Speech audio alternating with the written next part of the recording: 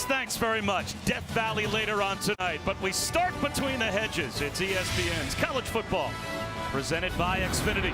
It is the SEC on ESPN, and it is always a terrific game day scene here in Athens. South Carolina makes their way to Sanford to take on the Bulldogs of Georgia. Hi again, everyone. Bob Wischusen here with Dan Orlovsky. Allison Williams will join us in just a moment. Georgia, they obviously have college football playoff hopes down the road. Plenty out in front of them still. We've seen some of the nation's best. From what you've seen, how do they stack up? Oh, they're right in the mix. And this is a team that expects to be on a collision course for December 7 in the SEC title game. But they've become a program under Kirby Smart with long-term vision and short-term focus. And I promise you, with South Carolina coming in here today, they will have Kirby Smart and this football team for Georgia's full attention. 5-0. Number 3 in the nation. But Allison, still some concerns for Kirby Smart.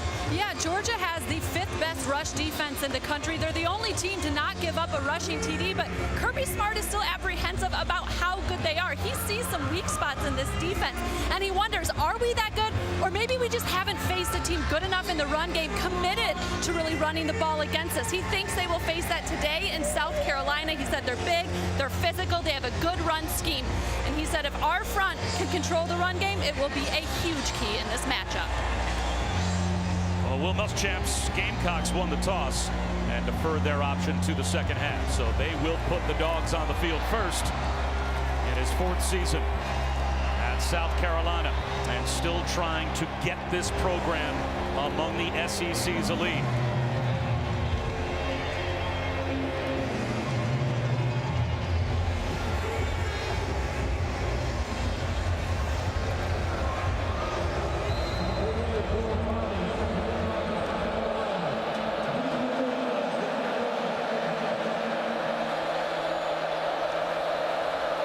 Tommy to kick it deep. And James Cook will bobble it and take a knee. So here comes Georgia. And Dan, for a team that wants to run the football, it helps to have this group up front. Yeah, they are the traditional bulldozing Mauler type of offensive line. You see the weight, and they play to that strength. They are going to get a bunch of double teams, try to consistently change the line of scrimmage, and that's why they'll hand it off so many times. That group paves the way for DeAndre Swift, who is number 1 in the SEC in yards per carry. He averages 7 yards every time he touches the ball on the ground. And they'll start with Swift.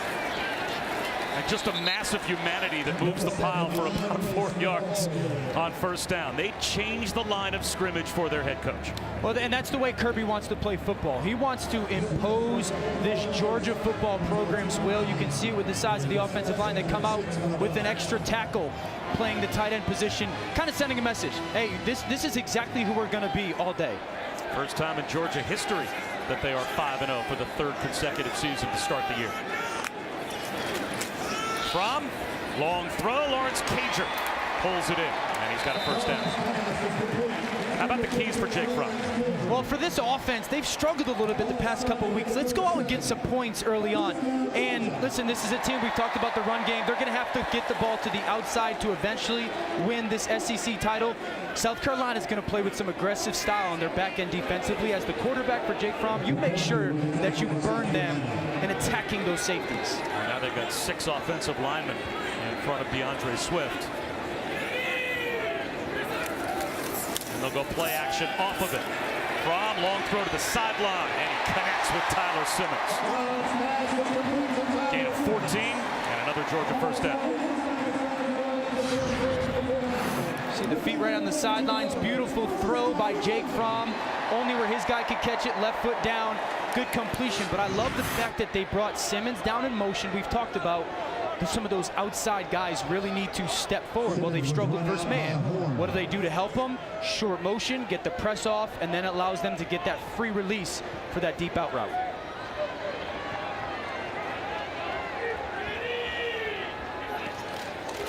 Swift breaking tackles. Powers his way down to the 42-yard line for a gain of 7 more. That's his per carry average.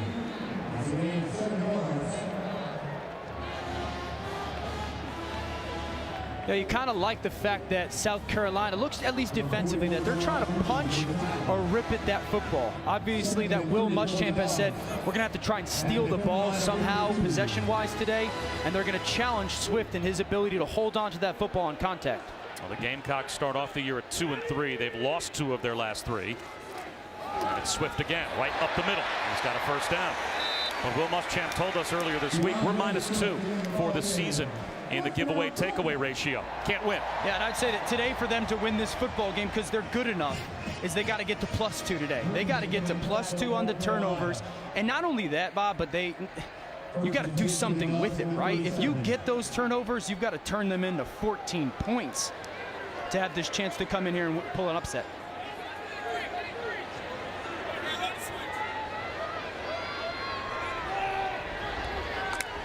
Swift trots in motion.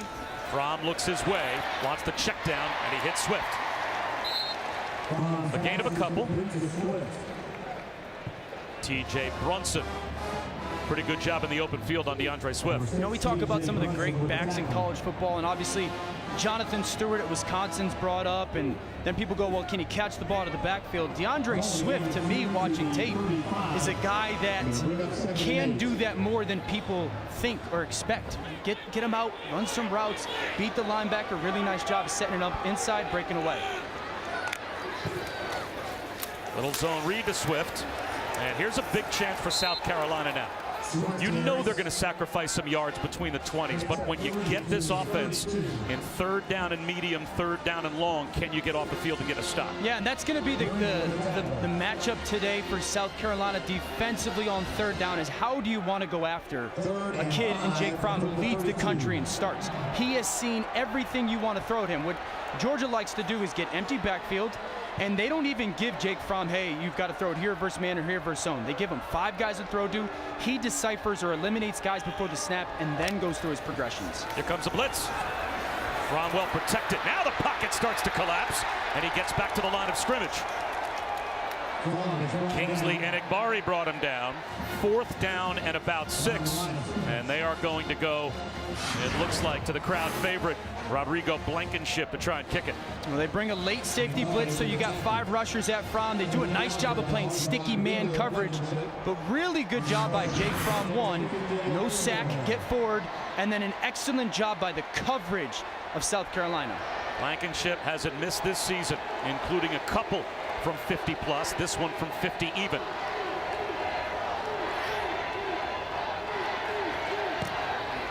Certainly has the distance, and it's got the accuracy as well. Rodrigo Blankenship stays perfect, and the Dogs strike first.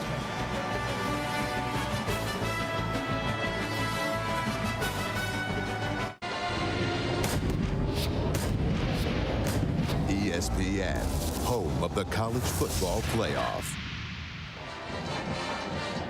Will Georgia be one of those Final Four? They are certainly off to the kind of start that their head coach wants to see.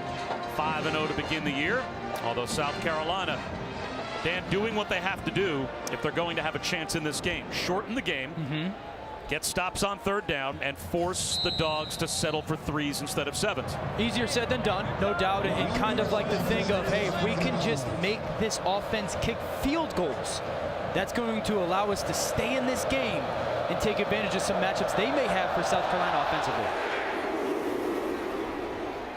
And Shi Smith will let this one go through the end zone for a touchback. It'll come out to the 25-yard line. No mystery as to what South Carolina's chance is going to be offensively today.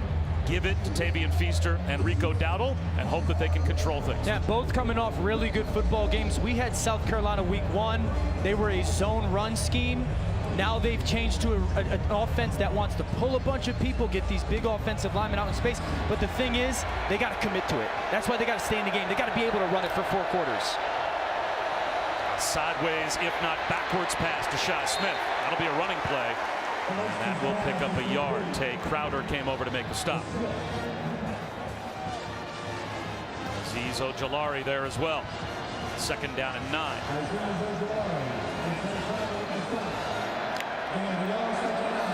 Play action for Ryan Helinski. Long throw to the sideline.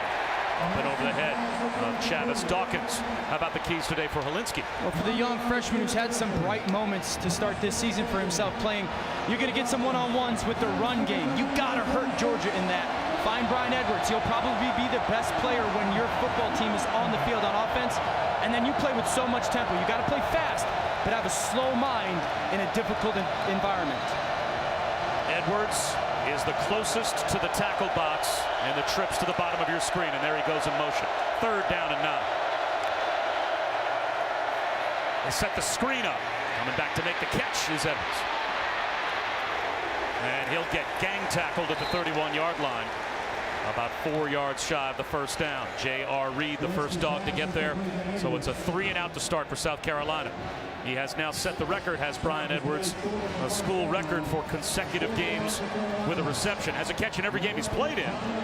But conservative, as you would imagine, to start the game for South Carolina, and they go 3-and-out. Yeah, and that's a credit to Georgia's defense. I mean, Jermaine Johnson, number 11, came off the edge, really changed the throw from Ryan Helinski that made Edwards just step back, and that's what allowed the pursuit by Georgia's defense.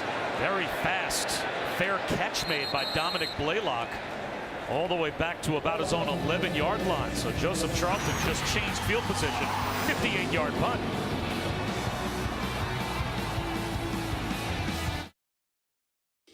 ESPN College Football is presented by Xfinity. Get the ultimate in-home Wi-Fi experience with Xfinity XFi. And in part by Mazda. Feel alive. Slightly different look, 90 years in the making for Sanford Stadium. But that was a shot all the way back, October 12, 1929. Georgia pulled off a big upset, 15-0 over Yale. And Catfish Smith scored all 15 points for the Dogs. Are we sure that wasn't De Niro? When they come out with the Catfish Smith story, I think it'll be a young Bob De Niro that could play him. Screen out to Cager, or rather Robertson, to start this drive for Georgia, as South Carolina significantly changed field position to start. Well, talk about Jake Fromm. I would say he's the best quarterback in America connecting the dots. Watch how he sees to the right. Okay, the defender's going to flow. Come back across. That means someone else has to vacate. Now another defender has to leave. That's where the football goes. See how he feels his linebacker slough underneath. That means nobody could be outside. I could throw the ball to the perimeter. Easy pitch and catch. He's the best quarterback of understanding why he's doing what with the football. He's got James Cook to his right in the shotgun. He'll give it to Cook. Cook looks to turn the corner and gets strung out to about the 20-yard line, a couple of yards shy of a first down. 3rd and short after we check in with Matt Barrett. Good afternoon. Time now for the CarMax Big Play Update. We'll check in on Illinois and Michigan. Hassan Haskins, tough run, 25 yards for him. First career rushing touchdown. Michigan up early, 7-0 over on ABC. All right, Matt, 3rd down and 1. As we approach the midway point of the first quarter. It's DeAndre Swift. It looks as if he edges his way just far enough to pick up the first down. But Dan, back to Jake Fromm for a moment. All the tape that we watched on him this week. Do you think he is the best processor of information of any quarterback in college football? There's no doubt about it. I would say that he is a professional with his mind already. You're not going to be sitting in NFL rooms and hear them talk about why he does. Well, why did you throw the ball? I saw the safety go over the top and the corner came underneath and the defensive end went inside, so the ball had to go here. He's just really good at understanding, connecting dots of the defense and why I want to throw the football where I am. And Samir White gives him 2nd down and short after a gain of about 8. Zamir White, this is, DeAndre Swift is their guy, but this is the next guy for Georgia. Watch the physicality that he wants to run the football with. But I want to get back to Fromm and talking like everyone references the offense, the style. But when you have a quarterback, you don't have to throw it 45 times when you know he's going to throw it to the right place all the time, right? You don't need to, because he's going to have way less misses, both mentally and physically, than a lot of college quarterbacks. Zamir White changes direction and loses a couple of yards, so it will be a 3rd down after T.J. Brunson gets a tackle for loss. Guys, after that opening drive, Jake Fromm processing where South Carolina is bringing the pressure from and going over it with his offensive lineman. He took a knee next to O-line coach Sam Pittman for the majority of that time on the sidelines and went over with each guy who they need to pick up. He sees everything on the field, and he relays it so clearly to everybody else. That's what James Coley said. So it was Jake Fromm and Jimbo Fisher are the only two guys he's ever been around that knew where everybody was or needed to be. As Fromm is well protected here, over the middle, right through the hands of Eli Wolf, the tight end. Couldn't draw it up any better if you're Georgia. And the tight end dropped a wide open third down conversion. Well, South Carolina defensively decides to play man again. Jake Fromm, another beautiful ball. And it's just Eli Wolf stumbling a little bit, falling away from it. You really want to go attack that football and catch it with your face mask. And a big drop for Georgia's offense, but credit South Carolina playing some man coverage and challenging these Georgia receivers on the outside. It's a big break for the Gamecocks. Let's see if they get some field position as Jake Camarda will punt. And that is a laser beam that's going to go over the head of Edwards. Will it reach the end zone? It goes sideways to the 7-yard line. A 67-yard punt for the sophomore, Jake Camarda. Wow.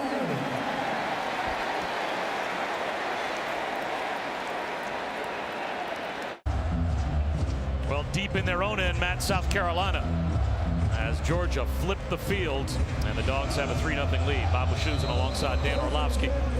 Allison Williams with us as well.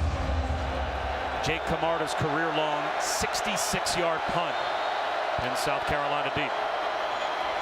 Rico Dowdle looking for a cutback lane. That's a good run. Now close to the 13-yard line to pick up 6. Well, they bring double pullers, and watch Dowdle's patience, right? He's waiting. Okay, where's my puller? Where's my puller? Put my foot in the ground and get north and south. Really good job by Dowdle, stringing it out, finding the seam and going. Dowdle again breaks a tackle in the backfield. It was about a yard and a half shy of the first down. Monty Rice brought him down, but Tyler Clark had a chance at a tackle for loss and missed it.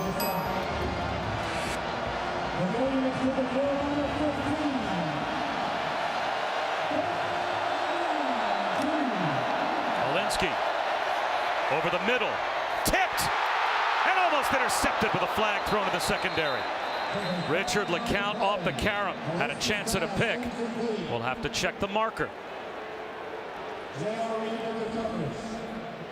think they might get J.R. Reed with a little hold on Muse. Pass interference, defense number 20. The penalty will place the ball at the spot of the foul and includes an automatic first down. It's a shame we're bringing up J.R. Reed's name for the first time with a penalty call, because we sat with him yesterday as well, and what an impressive guy in terms of being the quarterback of this Georgia defense. Yeah, I mean, he's the guy who South Carolina plays with so much tempo. He's going to have to be the guy that gets the call from their defensive coordinator, Dan Lanning, personnel down and distance. Then he becomes the communicator to everybody on defense within 6 or 7 seconds getting the proper call. Dowdle gets outside and gets wrestled down after a gain of 2 by Monty Rice.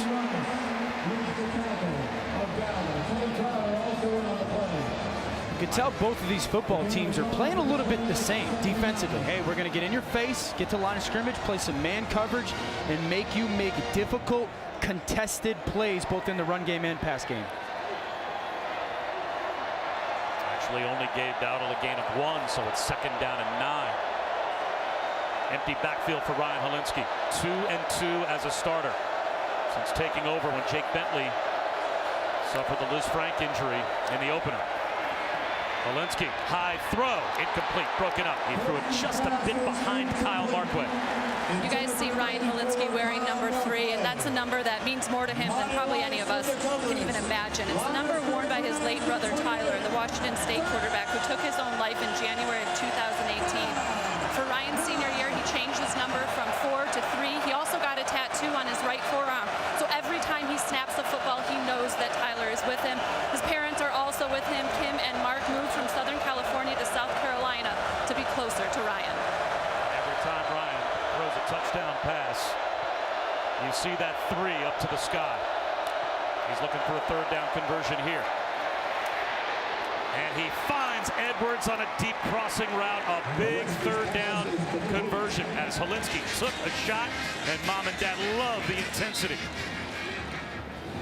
Guys, Kim and Mark have come to Columbia, and the community has really embraced them and their mission to change the conversation about mental health issues among student athletes. It's Helinski's hope, and you'll see several guys on the team and throughout the South Carolina community wearing the bracelets, wearing the Helinski Hope motto, and it's really a great cause that this entire community and team has rallied behind. And the courage that they as a family have shown. As Tavian Feaster picks up about 1.5 yards. That was something that Will Muschamp brought up, and I thought it was so well said. So you talk to Kim, and she says the most difficult thing about trying to be a voice for mental health is that every time we go out and speak to groups, we have to relive Tyler's suicide all over again. As Josh Vann is about 4 yards shy of the first down, and he said it just takes such courage as a family to be willing to relive that tragedy over and over again and not try and put it back in the vault. But they have made that commitment as a family to do so in Tyler's memory. The most impressive part of it is there's a catch by Nick Muse, and he's got another first down. I think the most impressive part of it is a lot of people suffer tragedy, right? And they say things, but they never actually put the words into action. And the whole Helinski family has not allowed it to just be wordplay. They have totally embraced it and put it into action. And I can't fathom, to your point, Bob, the courage it takes almost on a daily basis to consistently make that decision, right? And it's an incredibly inspiring experience.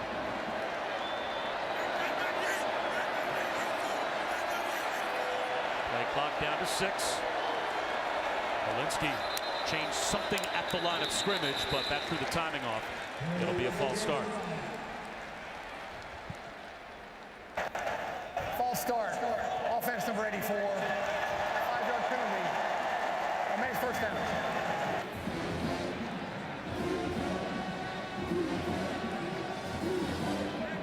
A couple of big third down conversions for a South Carolina offense that after a 66-yard punt were pinned inside their own 10-yard line. At the very least, getting across the 50, success on this drive. Play action for Helinski. He's going to take a deep shot down the sideline. He drops it in perfectly. Brian Edwards. That's a touchdown for the Gamecocks.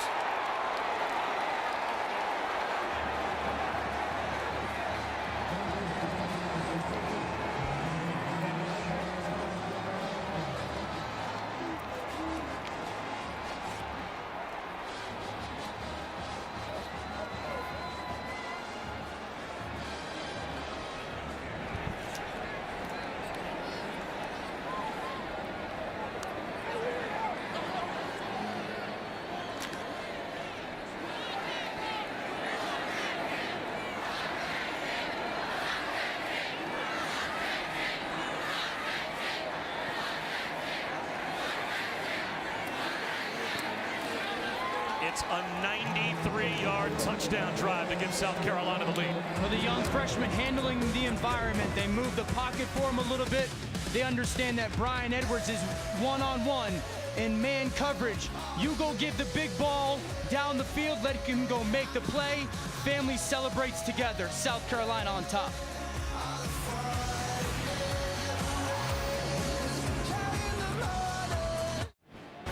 Coca-Cola invites you to share a Coke while tuning into this upcoming matchup tonight. It's Penn State, Iowa. That's tonight at 7:30 Eastern on ABC. And that Iowa defense stop a high-powered Penn State offense. Something's got to give in that game, and we saw Penn State last week get off to a really quick start and kind of get caught in the mud a bit. Yeah, they might have been looking forward after that 21-0 jump. Penn State's defense is just so good, and they got some playmakers on offense. That will be a big game in Kinnick. To the back of the end zone for a touchback from Will Tommy. Let's go back to Matt Barry. Okay, guys, we'll head to Knoxville to check in on Tennessee and Mississippi State. Tim Jordan from 15 yards out, and the Tennessee defense just picked off Mississippi State. They've got the ball up 7-0 on the SEC network. South Carolina, another SEC matchup against Georgia between the hedges has the 7-3 lead. So now a little adversity to start the game for the Dogs. Let's see how Jake Fromm responds.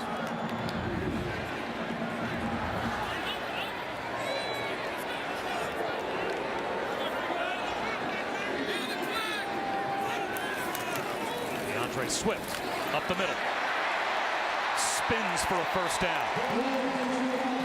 Israel Mukuamu brought him down, but not before DeAndre Swift picked up 12. Well, it's really the jet motion. Watch the right side of your screen. That linebacker, Ernest Jones, just hesitate for a second. That allows Swift that cutback lane and then to get back outside. Good use of the jet motion by Georgia's offense. Pretty good one-on-one tackle for a corner on a big-time running back as well by Mukuamu. Helps when you're 210 pounds and 6'4". Fromm hesitates and then throws it away. It's part of the reason why Jake Fromm in this Georgia offense only has 1 sack, right? An RPO where you make the decision, okay, I'm not giving the run. Now it has become pass mode, but the pass isn't there. So many quarterbacks would panic in that moment, oh, force it in, whatnot. Fromm, just throw it over someone's head and you'll be fine. They look for a screen here. Georgia likes to do perimeter screens on second down. Instead, they'll hand it to Swift. It'll be third down and about 5.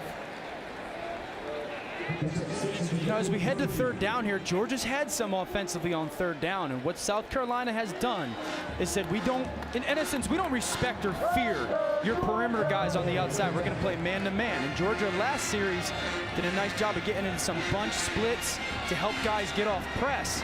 You're going to see another one at the top of our screen. You're going to see those receivers tighter together right here. See if you can get some in and out type of releases to help man-to-man coverage. Someone has to win.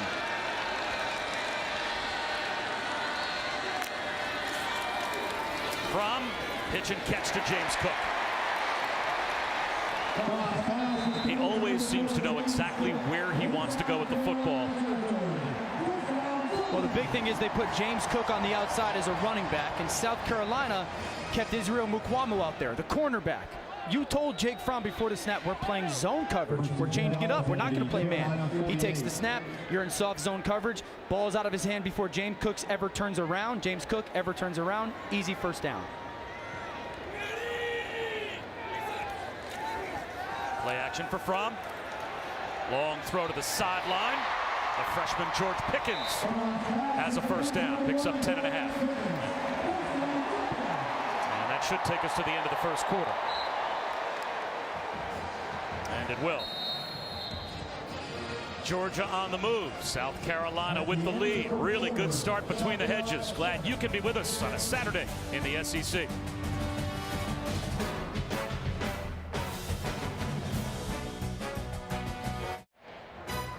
We are between the hedges. It's ESPN's college football presented by Xfinity. And it's the SEC on ESPN. Bob Wischusen, Dan Orlovsky, Allison Williams set for the start of the second quarter. South Carolina with their longest scoring drive of the season. Put the only touchdown on the board so far, but now Georgia in business with a first down at the Gamecocks 37 to start the second quarter. DeAndre Swift gets outside and is brought down at the 30-yard line. That might be a horse collar tackle on T.J. Brunson.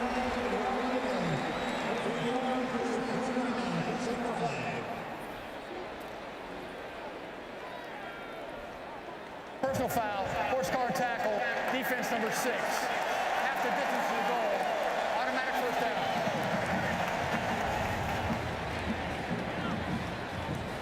So if you get up on the collar and you pull that player down immediately with that thrust to the ground, it's going to be 15 yards, and T.J. Brunson cost his team big time. It's a first down inside the 15-yard line now for Georgia.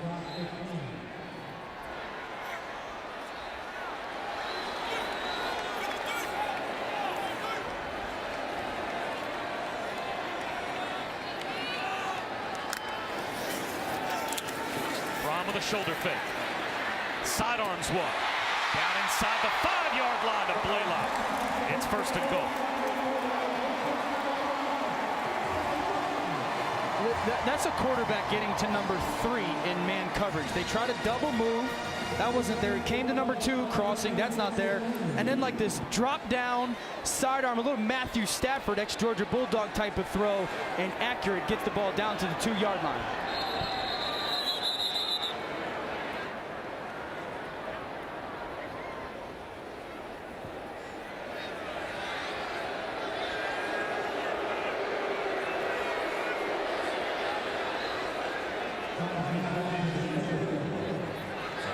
Say the play lock was down at the 4-yard line. Still 1st and goal for Georgia.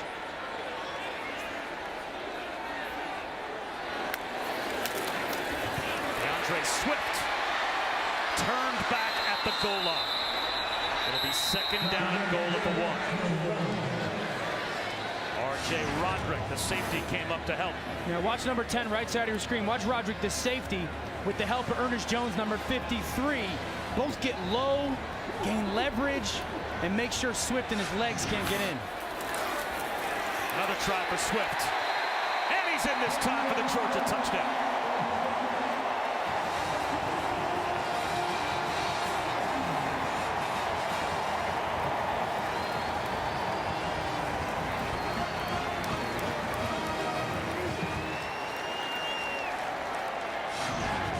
This is all DeAndre Swift's route. He's going to get stopped by DJ One right there.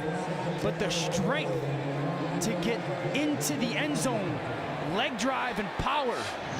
So it gets that touchdown for Georgia.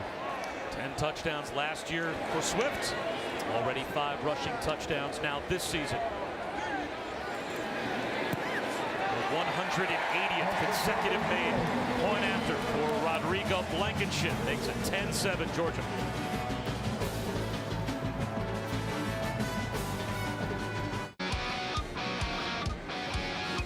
The 90th birthday for Sanford Stadium. And it is always as good a scene as there is in college football. Between the hedges, Georgia takes the lead, 10-7. Now let's see how South Carolina responds after a drive the last time they had the football. That has to build an inordinate amount of confidence, I would think, for a freshman quarterback. And it's exactly what they want to do. Commit to the run, get some good yardage in it, and then find Brian Edwards in one-on-one situations down the field. Blankenship through the back of the end zone. Back to Matt Barry. Guys, all blue early on, Michigan and Illinois. Shea Patterson, 25 yards to Luke Schoonmaker. Only his 2nd career catch at Michigan. 14-0 early against Illinois.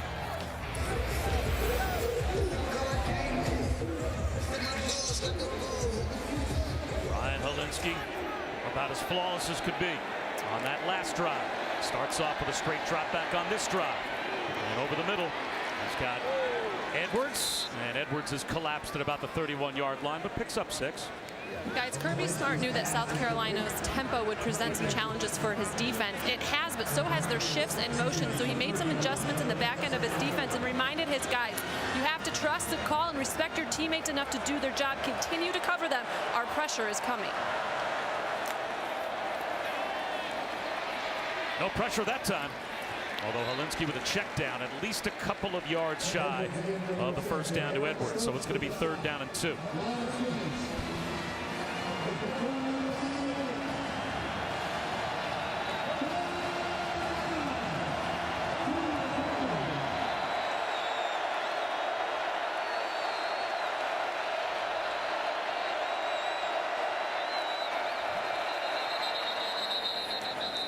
Timeout called by the Georgia sideline just before the snap. Timeout, Georgia. First timeout of the half. A big 3rd down when we come back.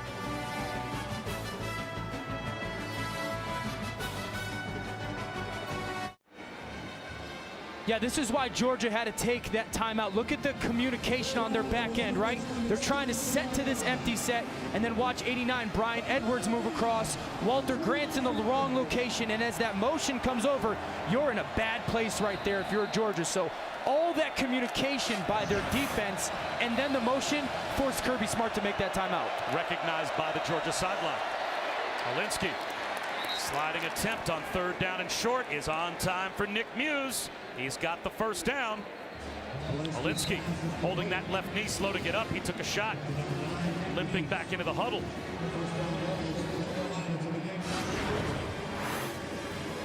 Can't be more impressed with Ryan Holinsky as he takes that shot from Mark Webb, number 23, but the ball got out. You certainly hope he's okay because he's been so impressive to start this game for South Carolina. He may not be able to defend himself. They may have to call a timeout just to get Holinsky off the field. He's going to hand it off to Dowdle. And Dowdle's going to find some room and get nearly to midfield. He picks up 9, but the question I would have, Dan, from the South Carolina sideline as he tries to run this off, if all of a sudden some big body from Georgia is after Holinsky, will he be able to defend himself? Well, we're going to find out because I'd imagine Kirby Smart will come after him, right? Respectfully and in between fair play, but try and test the knee. Dowdle instead. It looks like he might have the first down.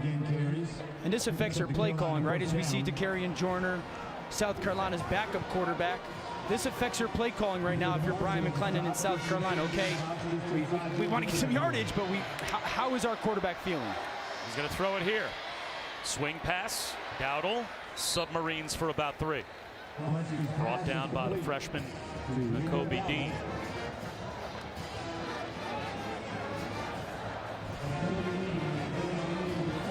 You know, like I said, I'd expect Kirby Smart to pressure him. Let me see if you can move on a knee that might have been banged or whatnot. Tavian Feaster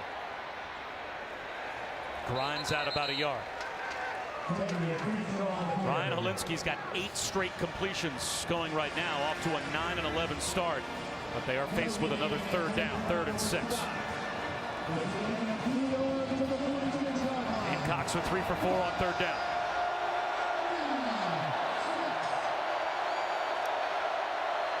Four-man rush. The catch made just shy of the first down by Markway, but he reaches the ball out, and they're going to mark him a half-yard shot. I'm not sure if he was down.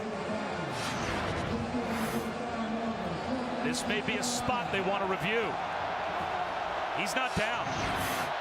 They're going to quarterback sneak it with flags everywhere.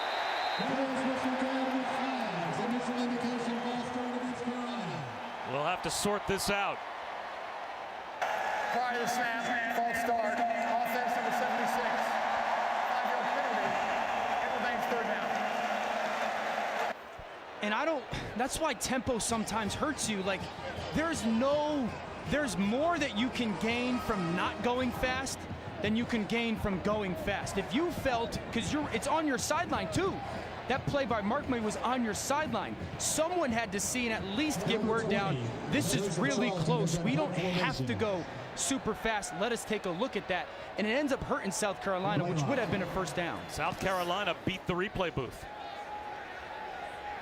Dominic Blaylock with a fair catch at the 13-yard line, but had replay had an opportunity to take a look at that reach by Markway. It might have been a first down, and Ryan Holinsky is heading into the injury tent to get looked at.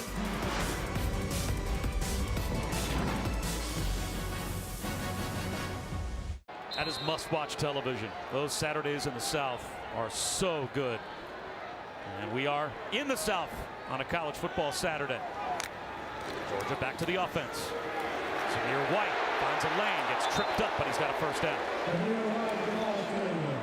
DJ Wanham saved an even bigger play than the 11.5-yard gain, and there is Takarian Joyner warming up on the South Carolina sideline as they're still taking a look at Ryan Holinsky. Joyner would be the 3rd quarterback of the season for South Carolina. Jake Bentley injured in the opener. Holinsky took over. Joyner started the season as a wide receiver, but had to move back to quarterback to protect Holinsky as the backup.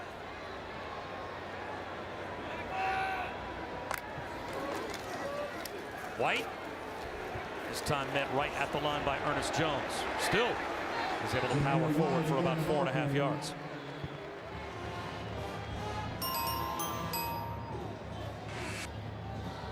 The interesting thing for South Carolina is, okay, if it's not Holinsky and say he can't go, Takarian Joyner is a completely different skill set, right? Like, it is going to be much more zone read, designed quarterback run, get the ball outside with an athlete, and that might be something that Georgia is not completely ready for defensively. Again, Zamir White. And again, it's a Dogs first down. Zamir White again on the carry. Now you talk about changing the line of scrimmage. Just watch the red where the ball snapped and then the change of that line of scrimmage. First contact's 4 or 5 yards downfield. This Georgia offensive line is maulers. Fromm with all day. Throws it behind his intended receiver as he tried to find White. Ernest Jones was there in coverage. Second down and 10. He had White in a one-on-one matchup on the linebacker. Perfect play for the coverage that South Carolina decided to run and use. That right there is something that you very rarely see from Jake Fromm, and that's just a missed throw with his location.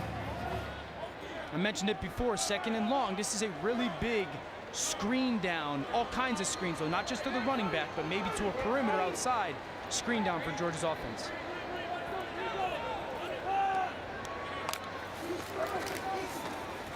DeAndre Swift this time. Pulled down from behind, shy of the 40-yard line by Kobe Smith. So it's third down again. I've got to imagine that South Carolina, Will Muschamp are going to line up and play man coverage here. They played soft zone last time, didn't work. Jake Fromm picked them apart. I expect them to get up into these receivers' faces and play some man coverage. And for Georgia, finding someone in a matchup that you like to win. Low snap.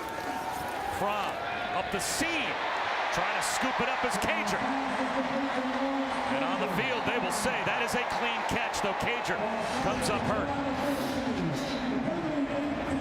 Nice job by Cager going down, getting those elbows together to make sure that ball never got the opportunity to squirt through. Picked up 18 yards, but now Lawrence Cager, who has probably been the most consistent wide receiver and biggest downfield threat for Georgia, he's on the sideline. While on the other side, Ryan Holinsky's on the bike, trying to stay warm for the next possession for South Carolina. Fromm, again well protected, takes a shot down the sideline, incomplete. Laying out was the freshman George Pickens. The second and 10. Listen, Pickens is going to have a really nice career here, but watch him widen right away. Like, the first thing he does is go towards the sideline versus J.C. Horn, and there's nowhere for Jake Fromm to throw that football. That football has to be absolutely perfect. You want to squeeze that corner, squeeze and fight back to the middle of the field, and then you get the opportunity as a quarterback to do your fading him to the sideline.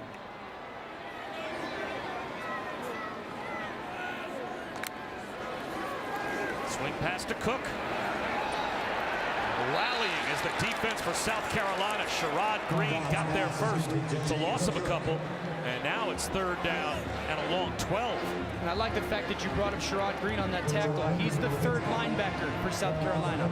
They've gone to be playing three linebackers almost all the time. Rare in college football, absolutely, right? especially for three wide receivers, because they go, wait, we're a team that says we want to stop the run, but we don't have the people on the field to stop the run. So they're leaving Sherrod Green out there to commit to stopping the run, but he's also good enough in their pass game and in space, and he showed it there.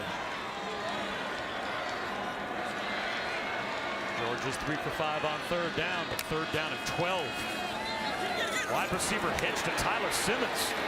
Crowd's not going to like that call, because that's set up going forward on fourth down. Aaron Sterling got him down inside the 40-yard line. This may be just out of the range of Blankenship. That might have been a design play knowing you're going for it on fourth down. I think they're going to get up to the line of scrimmage and try and get, if you can get South Carolina to jump off sides here. They can't get a first down, even with an offsides call. It's 4th and 6. So now they don't jump off sides, but you still have plenty of time to figure out, okay, what are you doing defensively? My expectation is you've got man-to-man. You find a matchup that you like, maybe at the bottom of your screen. Gamecocks bring a blitz. Fromm slings one down the sideline, incomplete. Trying to find Demetrius Robertson. South Carolina gets a stop on downs. 5.5 minutes to go in the first half, and the South Carolina defense rises up.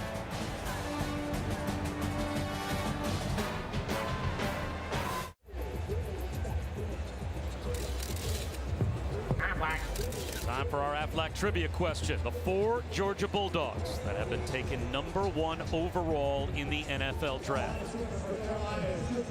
Can you name them? We'll have the answer coming up a little bit later on. Good question. It's a good. I know one. Oh, you got to go to the history books to I know find one. a couple of them. Good news as well with Hilinski out at quarterback, gutting it through the knee injury. Swing pass to Shi Smith. No gain on first down, but just seeing Hilinski off the bike and on the field has got to be a boost to South Carolina. But is it any surprise that the kid is tough? You know, that he's physically tough? Play action. Here comes the blitz. Long throw to the sideline, and he squeezes it through. Chavis Dawkins has a first down, and Hilinski gets up and fights through it again. And all his family has fought through. Takes the shot, and that is not normal for any quarterback, let alone a freshman, to throw. You take that shot, and that ball was thrown 3 steps before the receiver was ever looking for it. Ryan Hilinski, listen, no longer a freshman, right? He's not playing like one. Rico Dowdle finds a cutback lane in the secondary. And he's got a Gamecocks first down and a gain of 13, brought down by J.R. Reed. South Carolina's got something there, getting to a tight end wing formation and running back to the boundary. They're collapsing one side, bringing pullers around, and those double tight ends and tackles are doing a nice job to give that back some seams.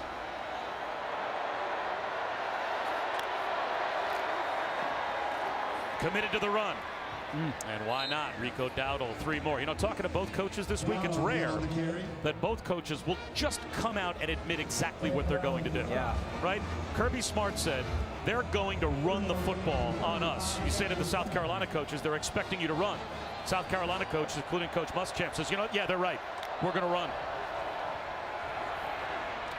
Little pop pass underneath. Thrown behind the receiver by Hilinski. Nick Muse couldn't haul it in. So now it will be 3rd down. And this is this pin and pull run game for South Carolina. You're going to get a tight end and tackle, pin down. You're going to change the pinpoint right there, and then you get those double pullers, and the back is able to follow him. Now Nick Muse, he pins the edge of the defense, and you get 2 pullers for Rico Dowdle to follow. This is the basis of what South Carolina's run game has become, and they do it really well. Might be 4 down territory. We'll see. Swing pass caught by Shi Smith. 4 yards shy of the first down. Devad Wilson made the stop for the Dogs. It's a long field goal attempt or a go-for-it situation on 4th and 4. And trying to tie the game will be Coach Muschamp as Hilinski limps off.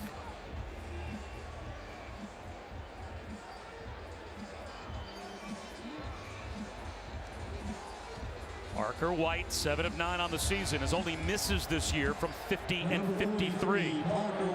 So this would be a new career long, just a shade inside of 50.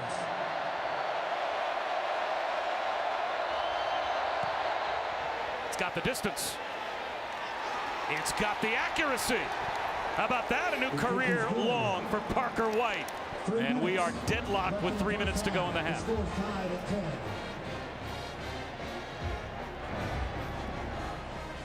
While the Gamecocks fans celebrate, let's get you the answer to our Aflac trivia question.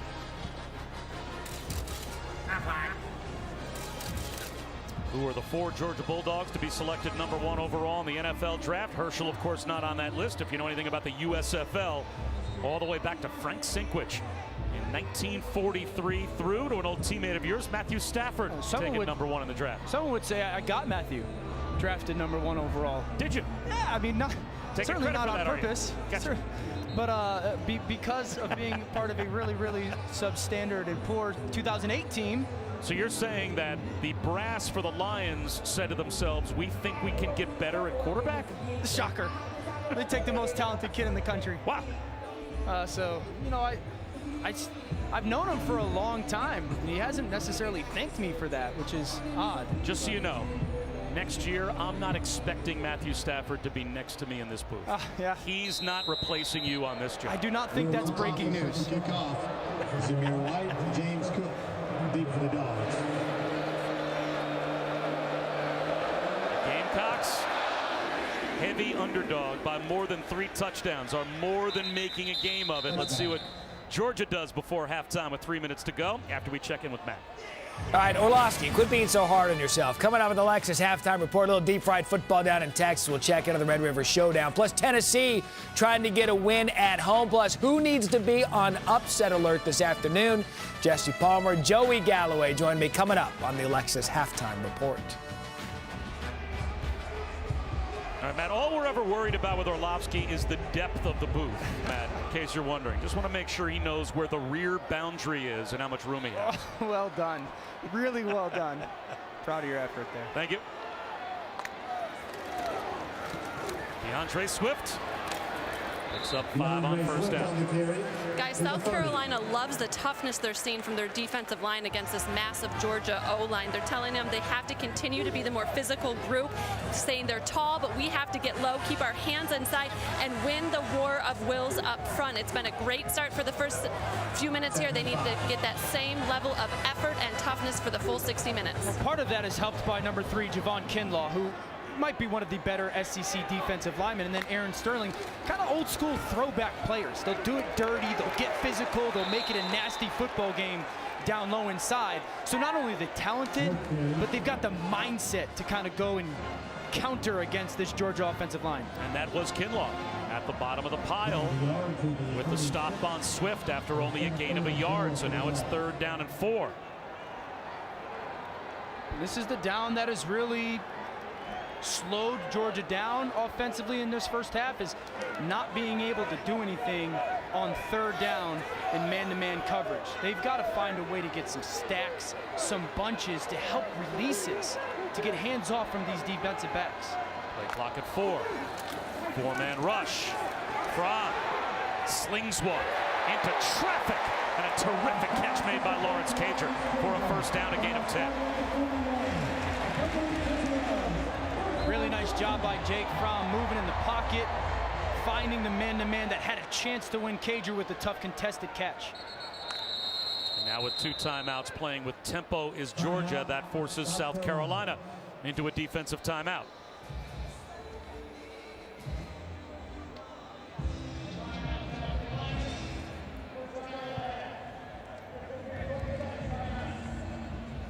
With TJ out again this week, he's got that Achilles injury, so Ryan Clark is back with Boomer on NFL Primetime tomorrow at 7:30. Only on ESPN Plus. All the highlights and breakdowns from the day's games. To get ESPN Plus, download the app or go to ESPNplus.com.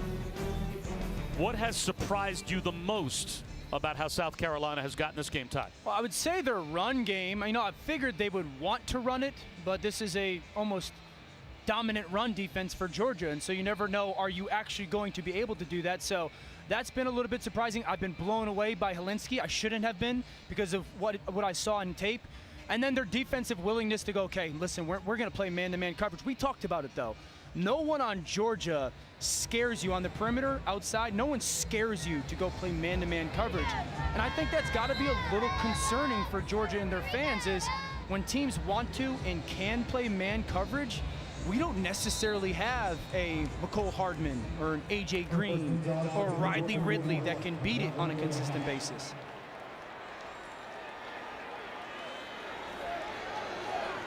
That's Cager, one-on-one at the top of your screen.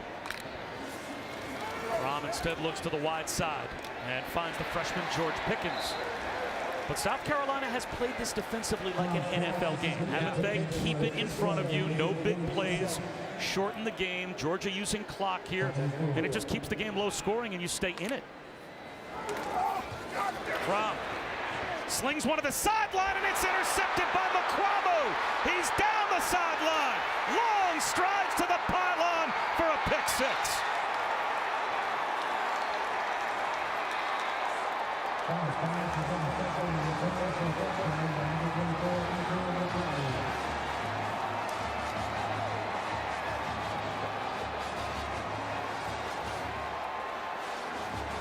Jake Fromm's first pick goes the other way for a touchdown.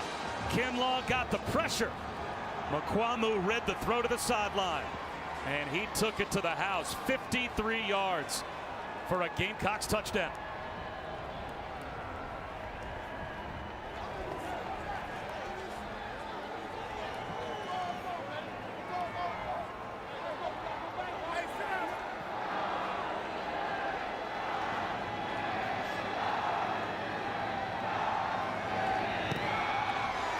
17-10, South Carolina.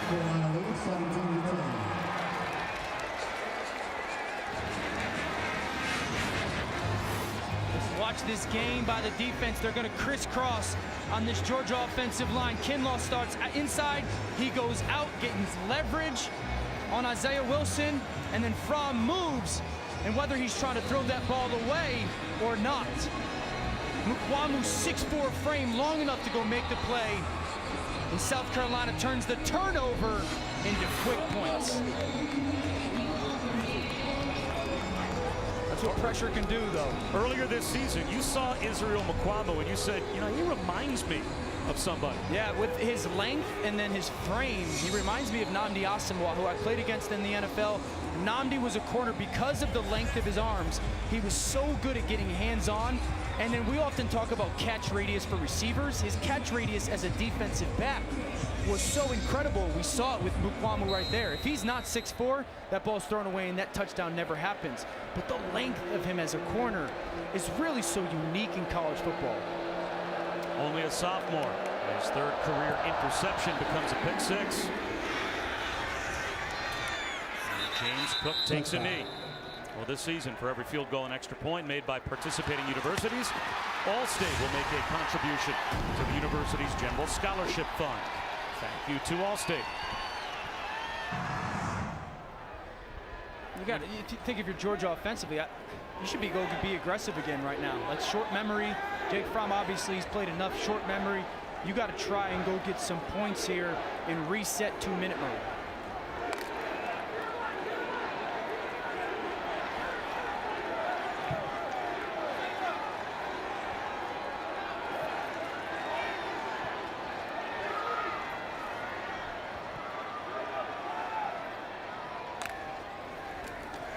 DeAndre Swift, plenty of room with South Carolina expecting pass.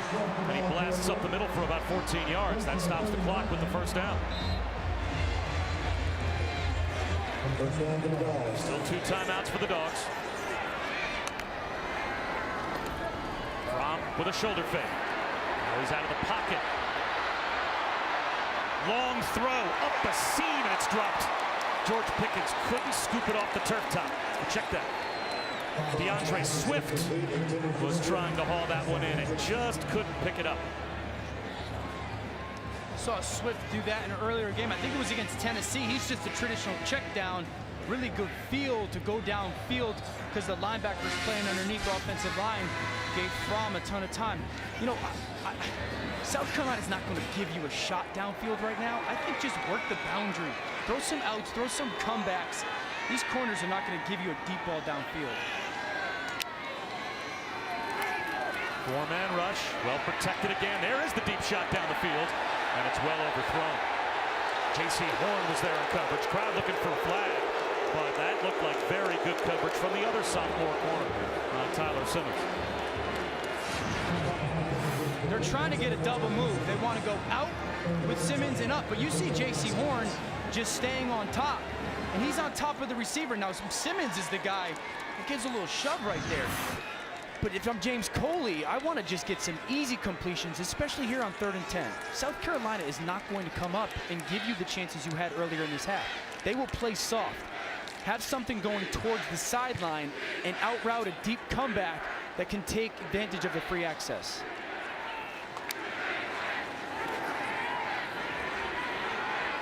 Fromm over the middle.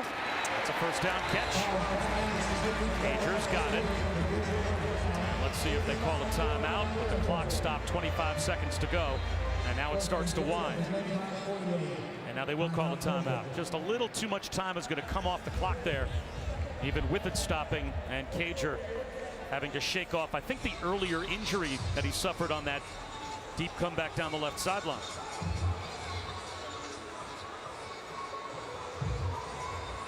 We're starting off the day in the SEC. How about the game today in Death Valley in the SEC tonight? Supposedly going to be a big football game. I think it's time to let go. Death Valley is alive and electric. I thought I let you all know. It's time to let go.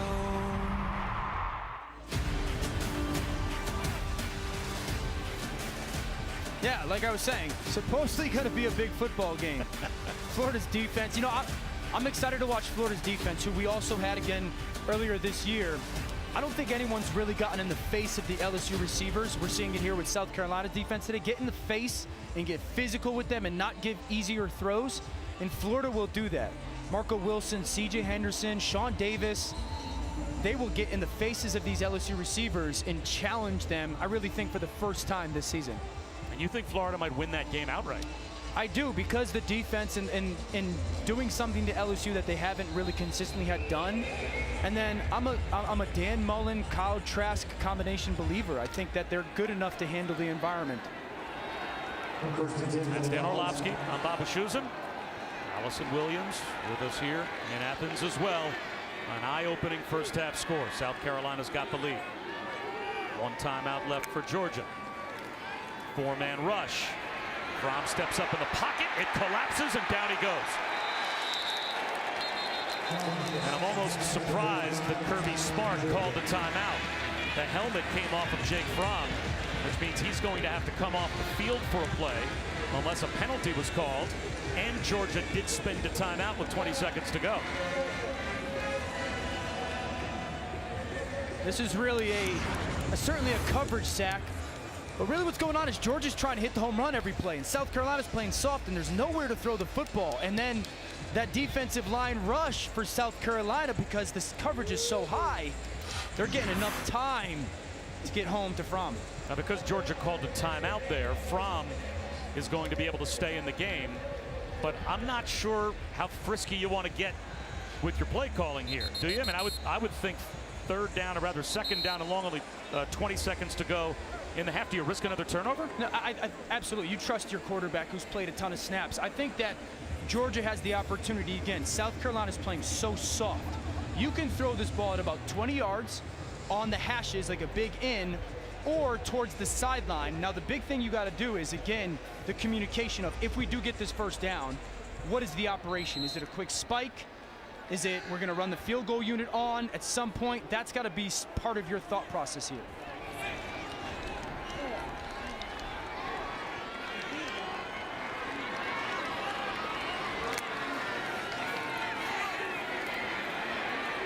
There's the throw to the sideline.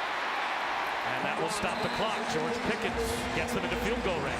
I think here you come up and stop the clock immediately with the spike, and then you determine what you want to do on second down. There's the spike. Now they're out of timeouts. 10 seconds to go. Enough time for a quick hitter to the sideline, but if you get tackled in the field of play, the half might end. And that's why it's on Jake Fromm here of where you throw this football. Okay, so really as a play caller, what you want to do is have a 5-7 yard route that goes towards the sideline, and you tell your quarterback, listen, if it's there, throw it. If it's close, your family catches it in the stands and will kick a field goal with Blankenship. Well, Blankenship can make from here. And they're inside his acceptable range. There's the throw to the sideline. Taking no chances on anything but the clock stopping. And it looks like they're going to run Blankenship out now.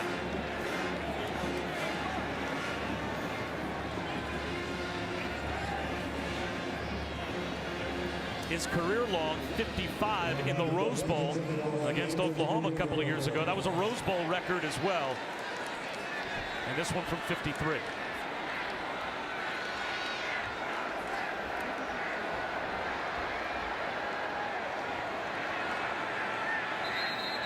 Timeout called by Will Muschamp.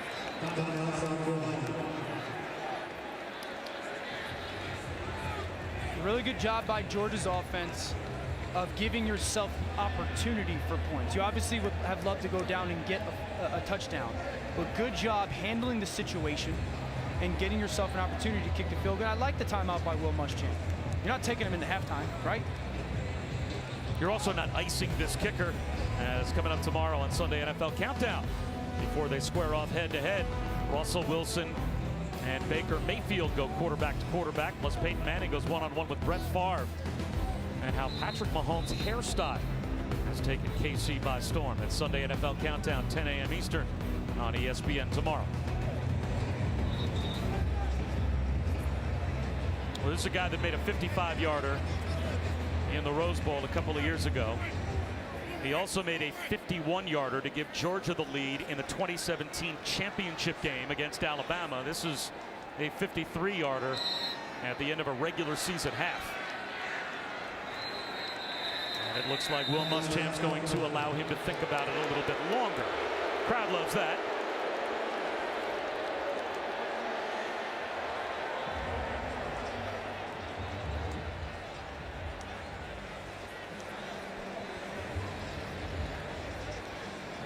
I don't mind the timeout. I don't. I mean, there's no point in keeping them. I understand Blankenship is a, well, I guess you can call him a generational kicker, right? I mean, he's that good. He's that good. Listen, you always force athletes to think about the moment. And I'm sure he's got his routine. You can see him on the field going through his routine like the timeouts never happened. That's what great players do. But it's a good job by Will Muschamp going, okay, there's no point in me keeping these timeouts. He was a walk-on until Kirby Smart put him on scholarship a couple of years ago before the Notre Dame game. And Kirby asked him, just tell your parents, keep it to yourself. Well, then he made what turned out to be a game-winning field goal. And afterwards, in the locker room with the team around him, said to Blankenship, what do you have to tell your team? Said, I'm on scholarship, guys, and they lost it. So now, with no more timeouts to call from 53. And that's deflected. That had nothing to do with the kicker being iced. That had to do with that defensive front for South Carolina, stopping Georgia before the gun. And it is a 7-point lead for the Gamecocks at halftime. Well, the big senior Dylan Wanham just in the middle of your screen. Watch number 8 with the left hand. He gets it up. The timeouts pay off for South Carolina defensively. What a first half. What will we have in the second half? We'll find out right now. Time for the studio and the halftime report. Welcome back to ESPN's College Football, presented by Xfinity. This is the SEC on ESPN. Just about set for the start of the third quarter. It should be Ryan Helinski to start the third quarter for South Carolina. An injured knee looked like it might sideline him. Can Jake Fromm respond? There is a lot to digest after the first half. It's a 7-point lead for South Carolina.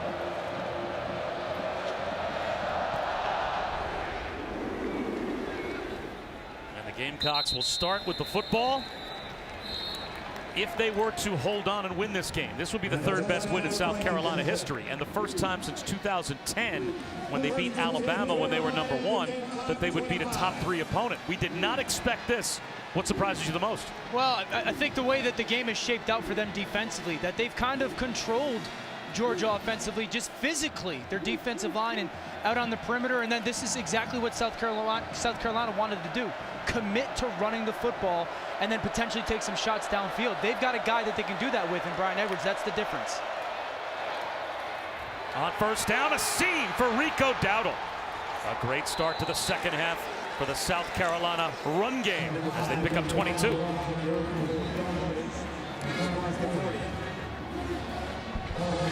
If they can run the ball effectively, could there be any other formula that's better for a give-me quarterback?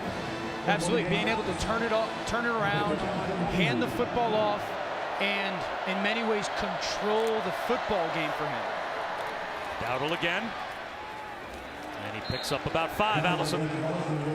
It looks like Ryan Helinski is limping a little bit, but Will Muschamp said physically he is fine. Really pleased with how accurate his quarterback was in the first half. And I asked him about the 39 yards rushing. He said with a smile, shoot, I thought we'd have 100 in that first half. But really pleased with the way they were able to run the ball. Defensively, the biggest reason they've been able to stay in this game and contain Georgia's offense is because they've tackled really well and limited explosive plays. Pop pass knocked down by the corner blitz of Eric Stokes.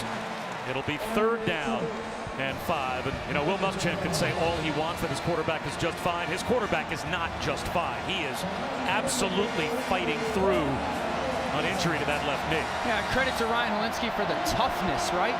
But if I'm Kirby Smart and I'm this defense right now and we need something to get our football team feeling good and I see a quarterback that's hurting, here comes pressure. I'm going to make you move on purpose and see if you can.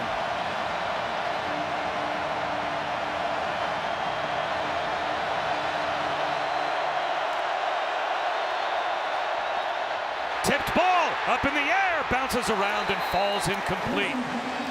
Georgia with a chance for an interception. They do get the stop on third down. How about the back-to-back plays? First is with Stokes, and watch 11. Jermaine Johnson on the right side of your screen. He's getting cut. Gets his hands off, get up, and bat that ball down. I say it all the time. You could affect the play or the quarterback in more ways than just hitting him. We saw back-to-back plays by Stokes and Jermaine Johnson. And a good play by Shi Smith, the wide receiver, to knock that one away and avoid a chance at a pick. Blaylock, fair catch at the 10. We talked about South Carolina's defense the first half. First of all, it's third down man coverage. You tell me who Jake Fromm could throw this football to. Everybody's got sticky defenders on them. And then they've hit Jake Fromm a little bit. They've hit him 5 times in the first half. That's not normal for this Georgia offense. And then they forced him to move off his spot. He's trying to throw that football away. Mukwamu's length allows him to get that pick, and since he's the only guy out there, he turns it into an easy 6 points. But this South Carolina defense has come into Sanford Stadium and said, we're going to play all afternoon.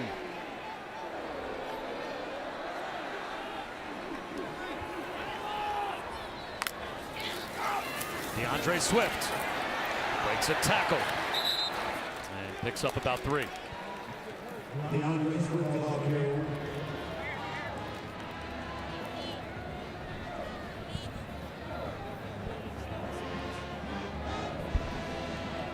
It's going to be interesting to see at least Georgia's offensive mindset, right? Because South Carolina, is Georgia willing to commit to the run? You know, you're down, you're at home. Are they willing to stay committed to running the football and not get impatient for the scoreboard? Zamir White pulls his way forward for a couple of more yards. Now it's third down at 6. DJ Wanham was there to make the stop.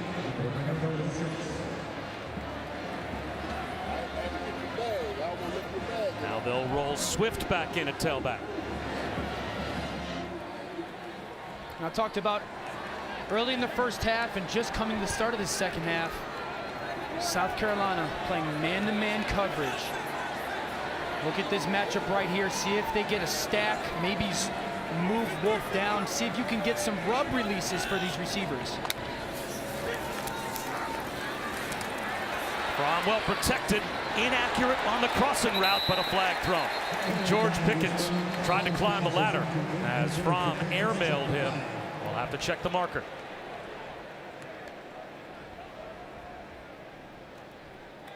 Holding against an eligible receiver, number 29 on the defense. The penalty is 10 yards from the previous spot and includes an automatic first down. It's the Rice transfer, JT eBay. He held Eli Wolf as he came out of his break. He motioned Wolf down, he put a foot in the ground, and he tried to run away, and eBay just tugged on the jersey.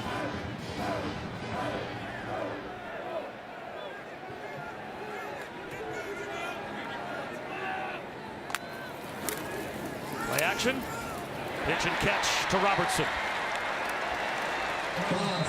Fights his way for a first down. eBay made the stop.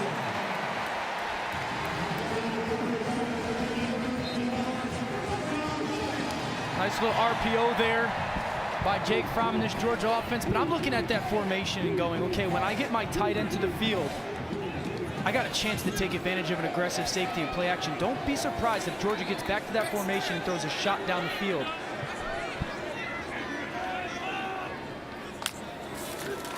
Well, we'll give it to Zamir White here, and he is wrestled down by Rick Sandage. Gained a yard.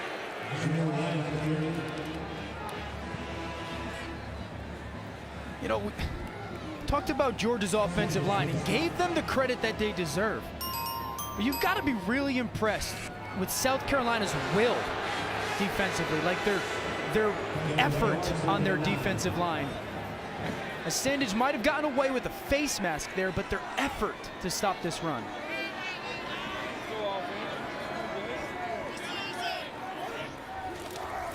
Zamir White across the 40-yard line for 3. So South Carolina forces another third down. Georgia's 5 for 8. Ernest Jones made the stop. And so Georgia did a nice job. Their initial third down of this second half, they got into a little bit of a bunch set, motion the guy down, it helps them pick, and you got crossers. You've got to continue to think that way if you're James Coley and their offensive coordinator, that South Carolina's just going to come out and play man coverage. They rush 4. From out of the pocket, being chased to the sideline. Coming back to make the catch is Robertson, but it's ruled out of bounds. Short of the first down, even if he had held on. Yeah, Fromm's forced to leave the pocket because of the coverage. Robertson tries to go up, but obviously out of bounds. I've said it all game. This is about South Carolina's just talent on their back end. Going, we're better than you, and we're not going to let anyone get open. And Georgia, right now, offensively, they don't have a guy on third down that they can draw a play up for.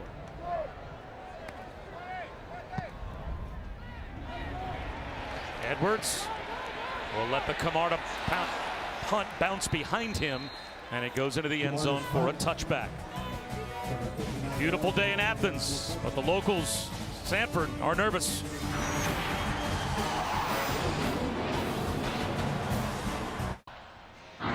We are back with this blimp-worthy play, brought to you by Goodyear. We head back to 2014 when Dylan Thompson led South Carolina with 3 touchdown passes.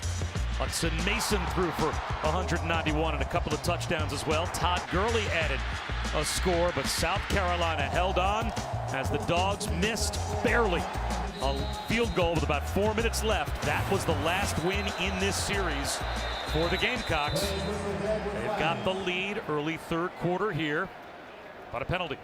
Ball start on the offense, number 84. 5-yard penalty, remains first down. Bob Wischusen, Dan Orlovsky, Allison Williams. Last halftime lead against a top 5 opponent was against Georgia for South Carolina back in 2012. And they would go on to win that game as well. This a different atmosphere though.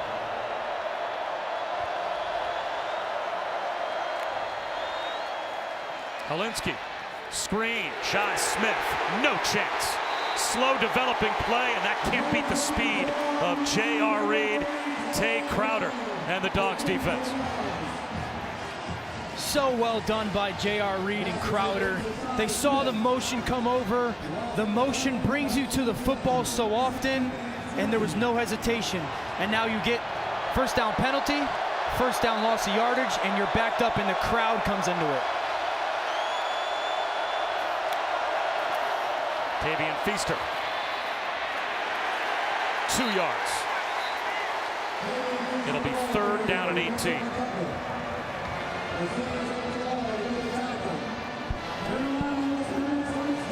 And if you're Georgia defensively, for Kirby Smart and Dan Lanning, I'm playing soft coverage. I would anticipate South Carolina doing 2 things. They're going to run the football, or there's going to be some kind of a screen. I'm not going to give you anything easy. Play some zone defense, come up, make the tackle, and take advantage of the field position. There's the screen. Brian Edwards has it. And Georgia with a flag down, rallies to the ball, but Holinsky is down on his back inside the 5-yard line, and the flag comes out.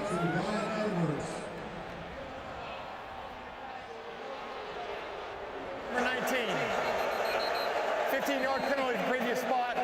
Excuse me, tacked on to the end of the run, first down. Wow, not only is Holinsky down, Brian Edwards is down as well. Georgia roughs the passer, so South Carolina still has the football when we come back, but look at the 2 guys they may be without.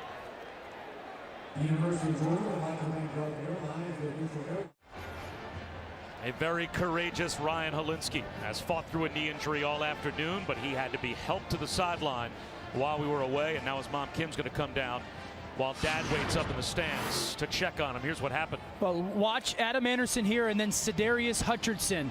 As he pressures, Hutchinson's going to stick his right leg out, and that trips Anderson right there. And that's really what forces what looked to be a dirty play, right? A cheap shot play, but it was not an intentional thing. Certainly doesn't look like it because of that trip. And on the same play, Edwards went down as well. So now it's Dakereon Joyner taking over at quarterback. Tavian Feaster will bob and weave his way for about a yard, but this is a player, Dakereon Joyner, that began the year at quarterback. And because of the injuries not only to Jake Bentley, but that injury now to Ryan Helinski, Joyner becomes the third quarterback to play crucial snaps this year for South Carolina. He had been in the wide receiver rotation as flags fly. It'll be a false start.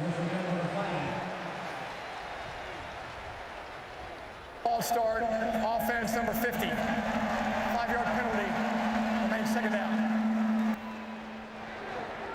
So once again, Helinski is in the injury tent. I feel terrible for him, right? He's playing so well. And you only wish or hope that he's okay. And now for Dakereon Joyner, coming in as a backup quarterback, it's okay. What is my package? You certainly want 89 back in the game as quickly as possible. But what is my package? What am I good at? Little play action.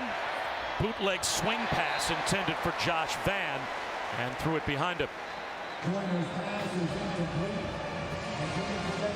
So, like, again, what is Joyner good at? Does it change our offensive philosophy or our plan for the rest of this game?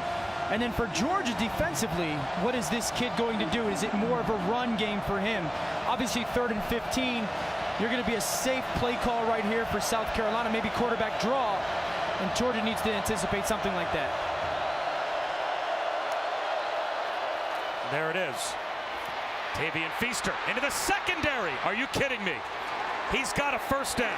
Dan, you called it before the snap. If you're Georgia, watch out for the draw, and right up the gut, he picks up the first down. And that's on play call.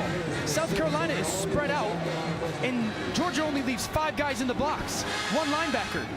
The number one thing you should not do against a quarterback that can run, which Dakereon Joyner is give just 5 people in the box and play cover 2-man on the outside. Here we go, Dowdle. A yard. Going back to that 3rd down, if you play 2-man versus spread out field and only leave 1 linebacker in the box, 4 D linemen, 1 linebacker, they're 5-on-5. You never play that versus a running quarterback on 3rd down. And when you say 2-man, that's 2 deep safeties and man-to-man on all the receivers. Yep. There's a screen to Vann. He gets a block. He gets to the 50-yard line and makes it 3rd down and very manageable for South Carolina. 3rd down and about 2. And now this is where the Joyner aspect comes into play, because I can't imagine that Georgia was super focused on the potential zone read quarterback pull on 3rd and short. Well, now with Dakereon Joyner and his athleticism, it becomes much more of a possible play call for South Carolina. And now only 1 deep safety on 3rd and 2. There's the slant, incomplete, tipped at the line. Vann, the intended receiver. Eric Stokes was there in coverage.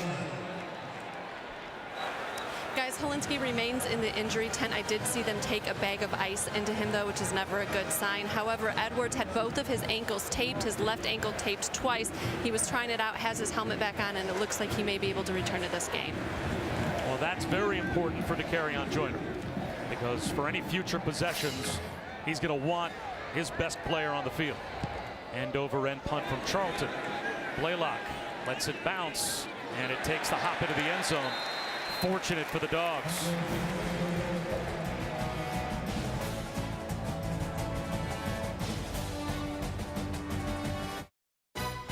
ESPN College Football, brought to you by Navy Federal Credit Union. Our members are the mission.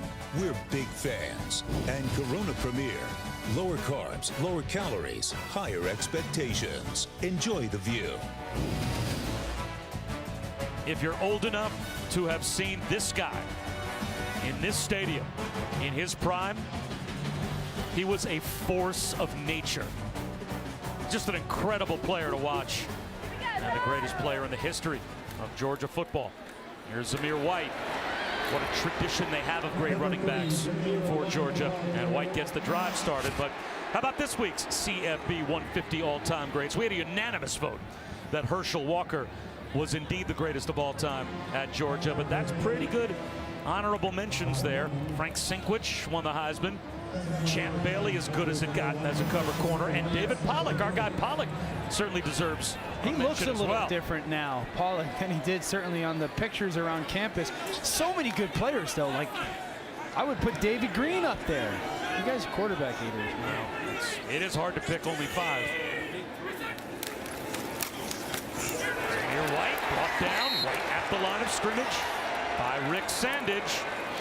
And South Carolina again forces Georgia into a 3rd down.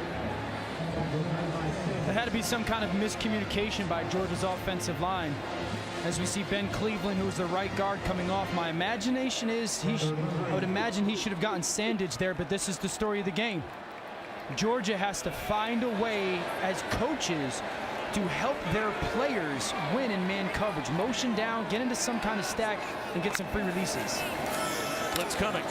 From one-on-one to his true freshman, George Pickens, fights for the football on McQuamu, and he's got the 1st down catch. Really nice job by the freshman Pickens. One of the things I saw on tape was contested drops out of this receiving unit. That is a contested catch by Pickens. Strong hands on the big corner, but here's the thing, again, another really difficult 3rd down conversion. Nothing's easy right now for Georgia offensively.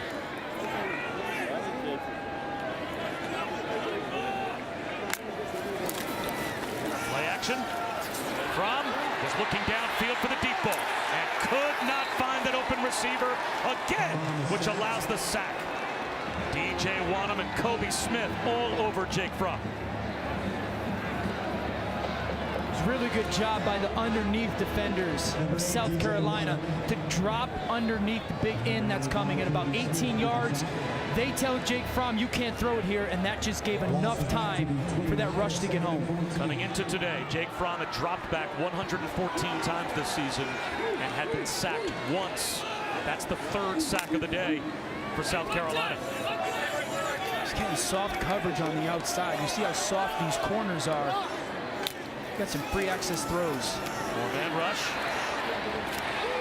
Swift pays the price. Oh, did he get leveled by TJ Brunson? And now it's 3rd down and close to 9. Good job by South Carolina changing the coverage at the snap. I'd say DeAndre Swift, that's on him. That ball was thrown on his left shoulder. He turns right. A lot of times quarterbacks will tell you where to turn by the location of the football. Swift should have turned inside there and never taken that hit. 3rd down, we got man-to-man coverage again. Expect some motion. Motion the receiver all the way across the formation. See if you can get guys running. That is Blaylock in motion. Wanham came right up the middle. Flags everywhere. Fromm long throw to the sideline, incomplete. DJ Wanham fought his way through, and it looks like it's holding against Georgia. Holding on the offense, number 71. Penalty is declined. 4th down.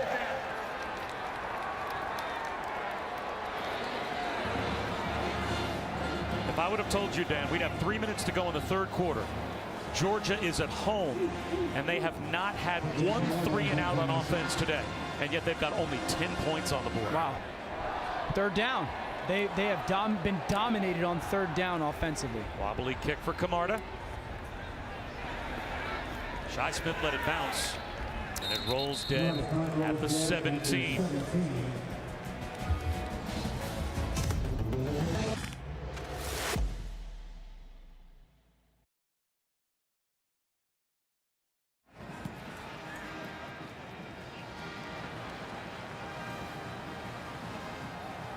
Back to work for Dakarrion Joyner. A quarterback converted to wide receiver, forced to go back to quarterback because of 2 injuries now. First to Jake Bentley in the opener, and Ryan Helinski today here at Georgia. Milking a 7-point lead. Swing pass. Nico Dowdle. Simple pitch and catch, and a good play on 1st down for 5 yards. Well, Ryan Helinski may be banged up, but he is involved on that sideline for South Carolina today. This is incredible. Again, this is a freshman right now. I can't go play. How can I help you? Talk to him. You know, it's really important. I've seen this out of Georgia's defense. This is what they're showing you. This is what you can get to. Dowdle. It'll be third down. Monty Rice brought him down near the line of scrimmage. So third down and a long 4, close to 5.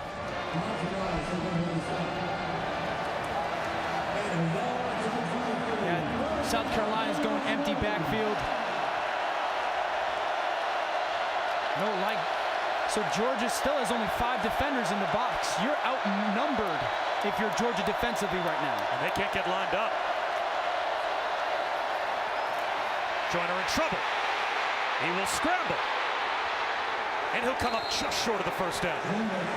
Tay Crowder got him on the ground. A half-yard shot.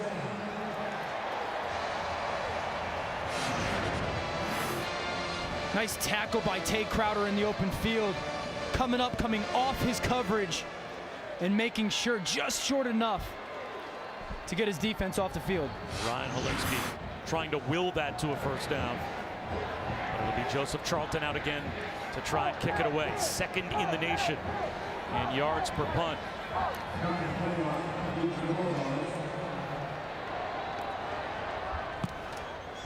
Wobbly kick. Laylock immediately calls for a fair catch, though, at his own 23-yard line. Another update with Matt. Guys, a little mayhem there in Georgia. A little all-state mayhem moment here in the Red River shootout. This Roshan Johnson finds a crease, goes 57 yards, which is the longest run for Texas over the last 3 seasons. He would eventually get knocked down. Texas would punch it in. We are tied at 10 in the third. I'll talk about a shakeup. One way or the other, you can have a little shakeup between the 2 teams playing in the Red River game. But if South Carolina holds on, shockwaves all around college football. If Georgia can't pull one out at home, as they trail by 7 as we head towards the 4th quarter.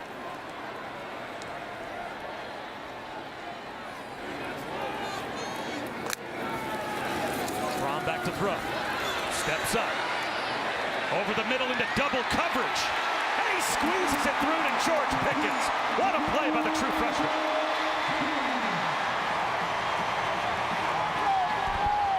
Contested catches, not contested drops. Fromm gives his guy a chance. The freshman goes up and really rips this football away from Ernest Jones. Contested catches. And now Georgia plays with some tempo. This is Tyler Simmons.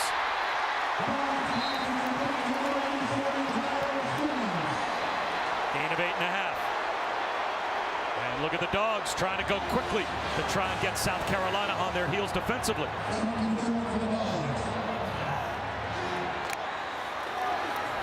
James Cook gets outside. First down and more. Inside the 20. Flag down back near the line.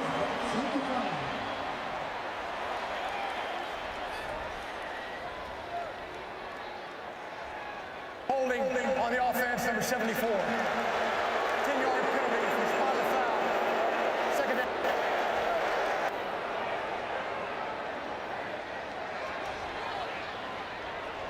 I don't know about this one. Let's watch 74 right there.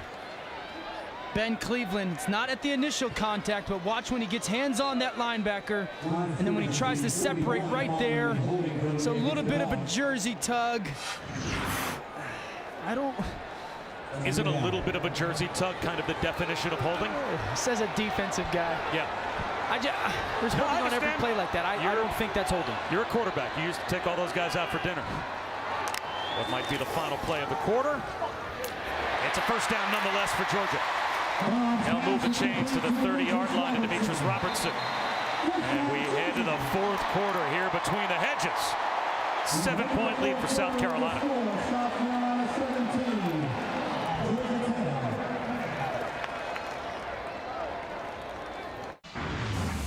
Key plays how we arrived at a 7-point lead for South Carolina, Dan, as we enter the 4th. Early on, they got their big play-making receiver Brian Edwards, and man-to-man, they went a double move out and up. Great throw by Helinski, and then kind of inexplainably, Jake Fromm under pressure, trying to throw that football away, and Mukwamu's long enough to go make that pick, and that's the difference of the ball game right now. South Carolina up 17-10. Ryan Helinski knocked out with a knee injury. DeCarry and Joyner at quarterback for South Carolina. Jake Fromm, though, on a march. Plus the center exchange. It's on the deck, and it's a giveaway by Georgia. A muffed center exchange for Jake Fromm's got the other quarterback up with a fist pump on the South Carolina sideline as T.J. Brunson found the loose ball. They want Helinski to sit back down. Watch number 55, Trey Hill, the center, move to his right, okay? Jake Fromm has to go with him that way just for a blink. He turns to his left, the center is going opposite that, and that forces the disconnect between hand and football. Helinski loves it, and obviously a terrible start for Georgia this fourth quarter.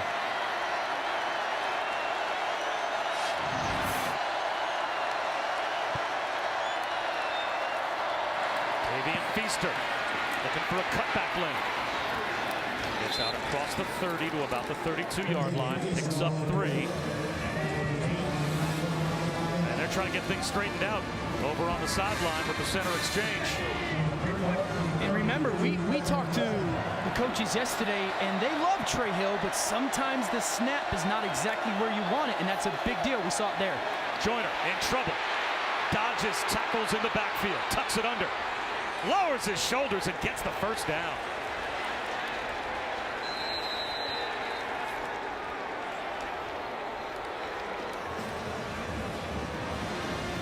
We've got another injury to worry about for South Carolina now.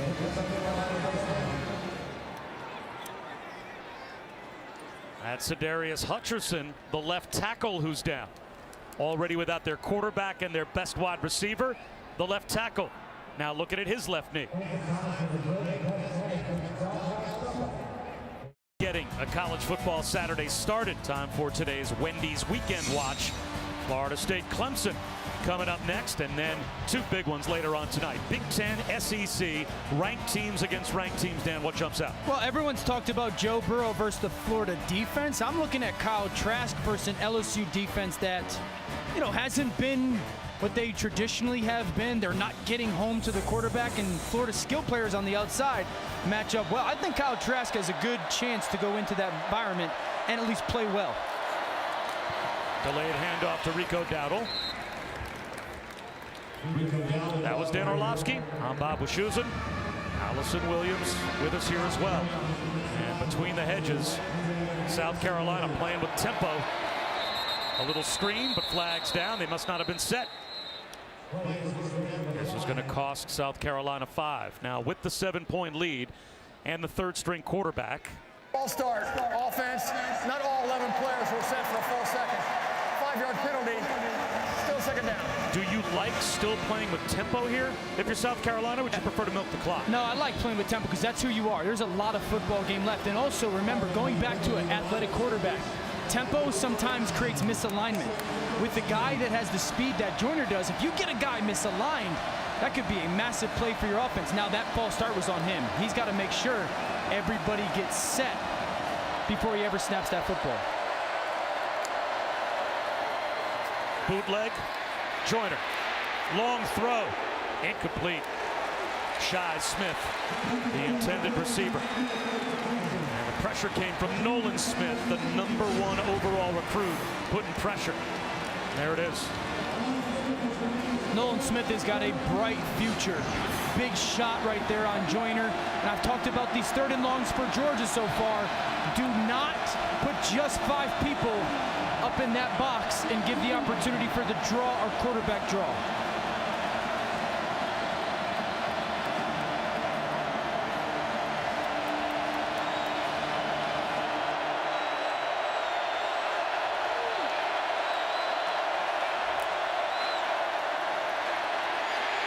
Out of the pocket is Joyner, and he'll dirt it. Once again, it's the #1 overall recruit in America, Nolan Smith, all over to carry on Joyner. And it'll be a punt for South Carolina.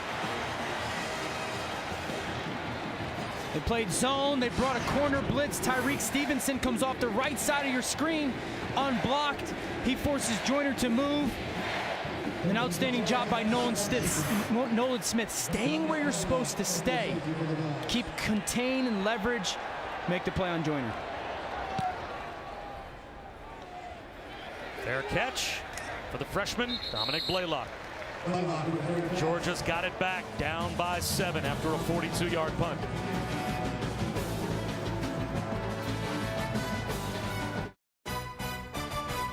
ESPN College Football is presented by Xfinity. Get the ultimate in-home Wi-Fi experience with Xfinity XFi. Game-changing plays have been made offensively and defensively today for South Carolina. Israel Mukuamu, that pick 6 before halftime, made it 17-10 South Carolina, and that is our score early on in the fourth quarter. Bob Wischusen, Dan Orlovsky, Allison Williams here in Athens. DeAndre Swift grinds out about 5 yards. Now, earlier in the game, Ryan Holinsky was knocked out, and that is him giving the thumbs up and an I'm okay and blowing a kiss to his mom. Kim is looking for her son to give her a little bit of reassurance, but he is obviously knocked out of the rest of this game, and who knows for how long. We kind of saw a little 3 there, right? You know, a little from him and his mother. Awesome, cool, very cool moment. Swift again. It has been strong on the interior defensively for South Carolina, and it's 3rd down and 3 after we check in with Matt. Guys, Lincoln Riley dialing up a ball play for Oklahoma here. 2nd and 10, Oklahoma, a little flea flicker to C.D. Lamb. Now, Texas, by the way, leads the nation in missed tackles with 47. Another good example of it there. C.D. Lamb scores 17-10 Sooners. I don't know if we've seen a South Carolina missed tackle today. They have been so sound, and they force 3rd down and 3.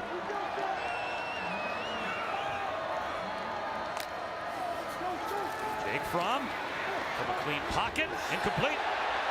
Flag thrown from the secondary. Mukuamu on Tyler Simmons.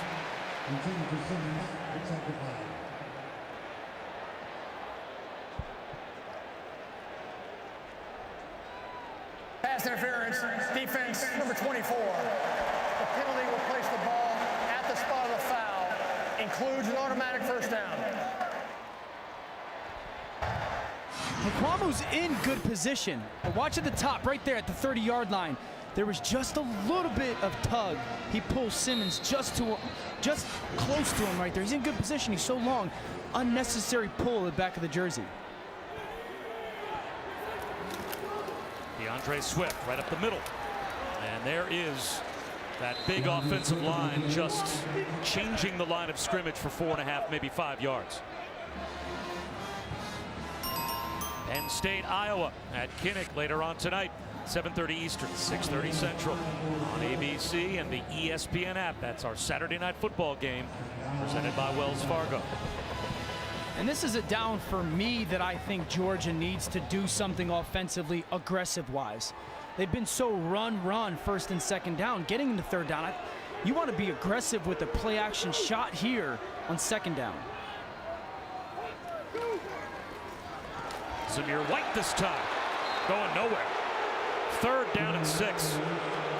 I think the crowd here at Sanford is thinking the same thing you are, Dan. They are getting a little impatient with what they think is conservative play calling into the heart of the South Carolina defense. And this South Carolina defensive line, just both the linebackers and defensive line are canceling out gaps. There's nowhere right now to consistently run the football. And now you're faced with the 3rd and 7 again.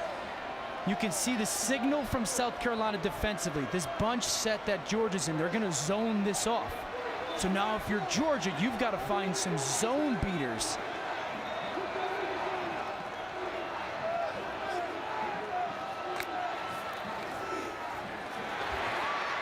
Across his body, Fromm finds Zamir White. Well-designed play and a 1st down to midfield. What a big 3rd down conversion for Georgia. That's all Jake Fromm. That was a non-designed screen. He realizes some guy's unblocked. No one's covering the back. Get it out of my hands. Now they play with tempo. Incomplete. Over the middle for Eli Wolf. Good job by Ernest Jones. And there's a sophomore linebacker, Ernest Jones, that gave up a redshirt year. Last season as a true freshman, he had played 4 games. Yeah. The Belk Bowl was game 5. They said, look, you could sit the Belk Bowl out and hold on to another year, or you can play with your guys today. He said, I'm going to play with my guys today. He's been huge because that's allowed T.J. Brunson to go from middle linebacker to the weak side linebacker. And Ernest Jones is just one of those guys, we can't keep him off the field if we're South Carolina defensively. Communicator, he's consistent for them. He's a big player for South Carolina. Screen pass, James Cook. Out of bounds at the South Carolina 43-yard line, a couple of yards shy of a first down. They'll actually mark him out at the 44, so it's a gain of 7. Another big third down.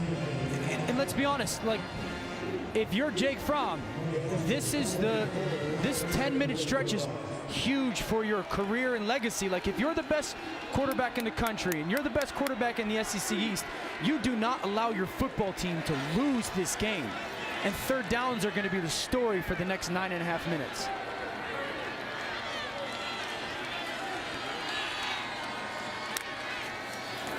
Here comes a blitz from outside. Reaching out to try and pick it off is Mukuamu. He's got it.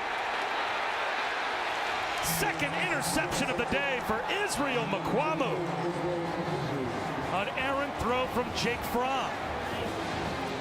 Was that just miscommunication on the route he was expecting Matt Landers, the wide receiver, to run? It's a stop route, and the big thing with the stop route is at the top, if you're Landers, come back down where you came from, your stem. He curled inside. Now there's a lot of contact by Mukuamu as well, but Jake Fromm's throwing that ball, anticipating Landers to come back where he came from. He went inside, balling out. But I said this, do not throw the ball 24's way in man-to-man. You don't match up. But they're calling plays to get their receivers one-on-one against Mukuamu, and you don't have anybody that can just line up and beat him, and it hurts Georgia's offense there.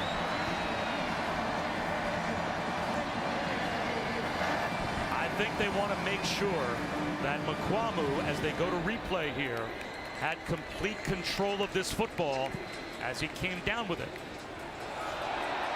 Will it be a turnover? We'll find out when we come back. South Carolina, as it is now, has got the football.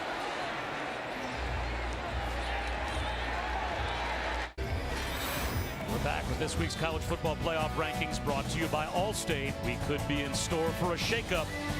Right now, Georgia trailing South Carolina by a touchdown in the fourth quarter. Oklahoma doubling up Texas in the Red River game.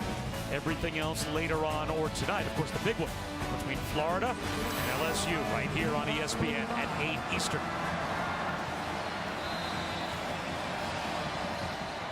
They went to review, and the call on the field stood. It is indeed a Mukuamu interception of Jake Fromm. And now a flag thrown from the far sideline, a false start. False start, offense number 52. 5-yard penalty, first down.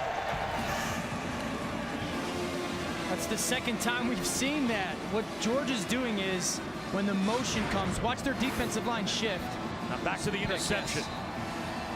Watch the ball touch the ground there, and that obviously got the attention of the crowd. You are allowed to have the ball touch the ground as long as in the official's opinion you've got complete control of it. As Joyner swings a pass wide to Shi Smith. Smith makes a man miss and gets across the 40 to the 41-yard line. So even though Mukuamu had the ball make contact with the ground, he's controlling it. It's a clean catch, and that was the interception. And now once again with tempo, South Carolina is ready to go. Quarterback keeper. Joyner gets outside. Does a good job to slide inbounds to keep the clock rolling a yard shy of a first down. But it kind of runs counterintuitive, doesn't it, to slide and stay inbounds but then play hurry up? Well, and also, I don't know if the slide is worth it there. I mean, I would love to see him go get that first down. Good point. That slide creates the second or third and long one. He's going to try and throw for it. And he's got it. Over the middle. A first down catch for Shi Smith. So no Ryan Helinski.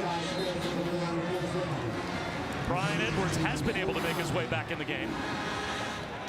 Nice job by Shi Smith. This shallow ball a little bit low and away, but strong hands to confirm that catch and roll underneath Helinski.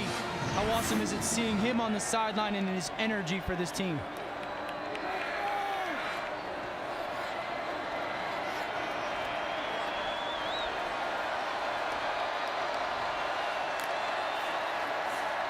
Rico Dowdle spins into Georgia territory.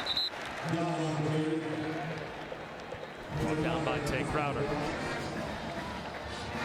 I think if you're Georgia defensively, you got to start thinking about bringing some pressure against this offense. You know, off both edges, if they're going to be running some zone reads, off both edges so you can shut down the run, but also allocate someone to the quarterback, and you got to trust your back end playing some man-to-man coverage. And now working on the clock a bit. Looking over was the carry-on Joyner.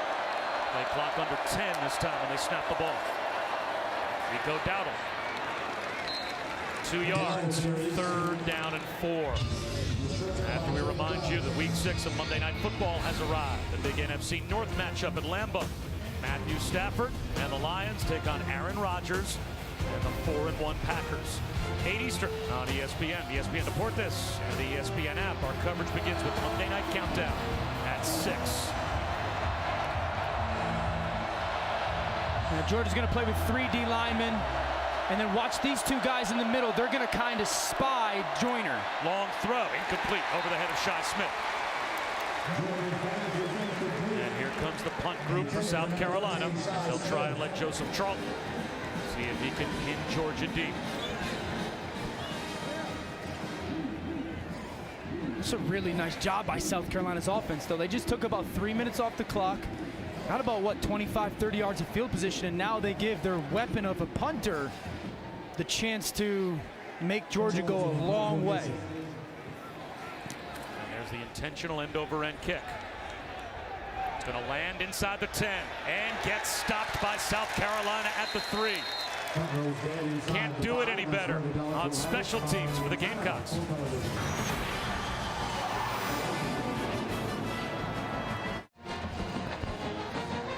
This season, Taco Bell is celebrating student sections and passionate fans like these by awarding the Live Más Student Section of the Year. The Dogs student section already on the national watch list. Head to ESPN.com/Taco Bell to see how your school can compete and get the committee's attention by using the hashtag Live Más Student Section Contest. Well, they're going to need some help from the student section maybe to get their offense riled up. The last 7 drives for Georgia. Couple of turnovers, 3 turnovers in fact, mixed in there. And now they start from their own 4. From the end zone, Jake Fromm looking downfield. He's going to take a shot for Pickens. Incomplete.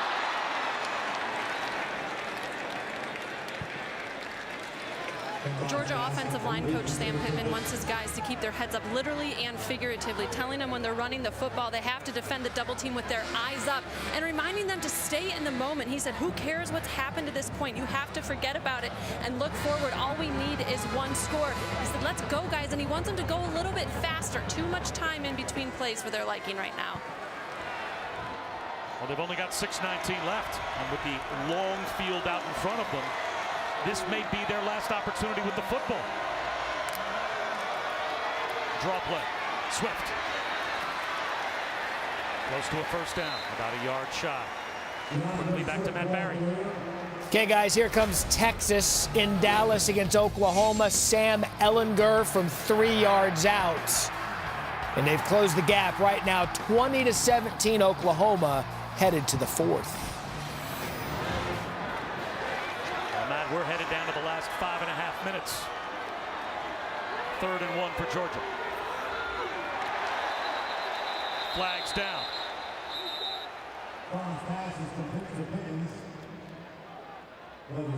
South Carolina thinks they were drawn off. Offside. They were not. Defense number 3. Contact. 5-yard penalty will result in a first down.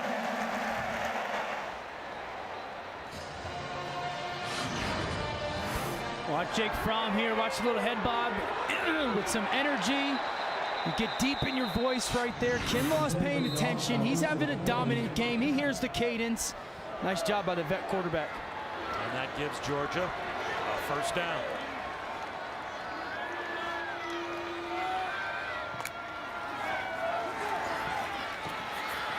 Fromm out of the pocket.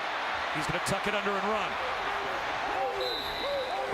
That'll stop the clock, at least for the moment, with 5:25 to go as he picks up 7. Any means necessary right now for Jake Fromm in this offense. To Allison's point, talking about Sam Pittman, it doesn't matter what has happened to this point. You have to find a way to do what's necessary to go and score a touchdown and tie this football game up. If it's running a couple times, do whatever it takes. A lot of time coming off the clock. Play clock down to 1 at the snap. Fromm up the seam, threw it a little low, but reaching back to make the catch. Another freshman, Dominic Blaylock. Gain of 16. Good job by Blaylock. And this throw by Fromm is there on purpose. He sees that corner coming over the top. Throw it low and allow your guy to go make a catch. The sideline, Pickens. Guys, Georgia is missing one of their bigger-bodied receivers on the outside. Lawrence Cager is out for the game with a rib injury. Keep that in mind on this drive. You got to go with tempo here if you're Georgia. When you've played with tempo, South Carolina's got a little softer on the outside. Easier throws for them. DeAndre Swift. He is driven back. Able to pick up about 3. Kingsley Enagbari was there, along with R.J. Roderick. Right now, I like working the left side of the field if I'm Georgia. To my right is Mukuamu, who's had a big day. To my left, J.C. Horn, really good corner, but at least I feel like I've got a chance over there. Work the left side of your field. And that's George Pickens, the freshman. He's out wide to the left. Play action. Fromm looking back to the left. Floats one down the sideline, incomplete. Blaylock had a step. Jamie Robinson, the nickelback, tried to stay with him. And now we've got another injury for the Gamecocks. Aaron Sterling, the right defensive end, is down.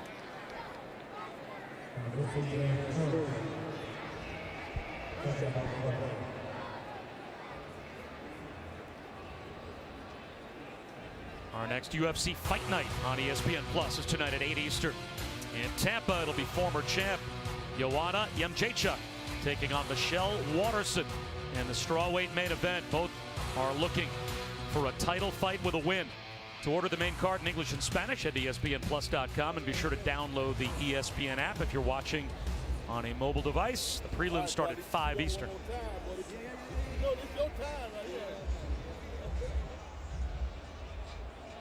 It has been a war of attrition today for South Carolina. Think about the players that they have either lost for the game or at least for a good portion of the game. They've lost their left tackle, Sadarius Hutcherson, obviously the quarterback, and Ryan Helinski. Brian Edwards was knocked out for quite a while. Now you got a starting defensive end and Aaron Sterling walking off the field. They were already without their right tackle, Dylan Wanham, today. So they are trying to do this shorthanded, pull off a huge upset. They've hung their hat on kind of who they want to be, right? They've hung their hat on running the football, not making mistakes, and playing great physical in-your-face defense. I talked about it last play. If I'm Georgia here, I'm putting the guy that I don't want to throw the football to the bottom of the field, to the right, where Mukuamu is. And I'm going to work to the left side of the field, into the boundary. That's where I've got my best matchup. I've got to give Jake Fromm a guy that if they play zone, you can beat him, and if they play man, you can beat him. Huge third down here. 4-man rush. Fromm well protected to the sideline. Toe tap. Robertson, first down.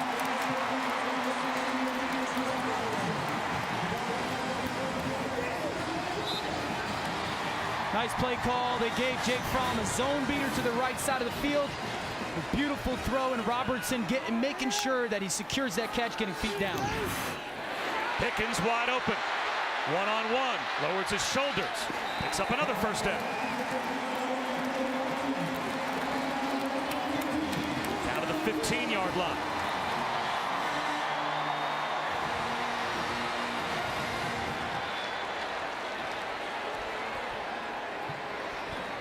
A drive with a game on the line for Georgia that began at their own 4-yard line.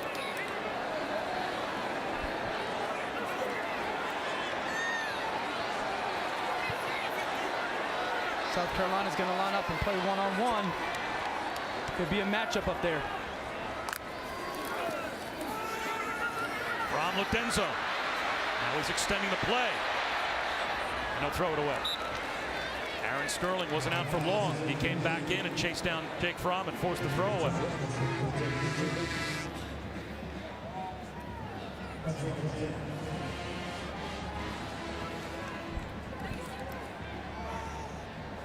It's never been a good sign for Georgia when Jake Fromm has had to throw the ball a lot. Well, today, incompletions and attempts, both career highs.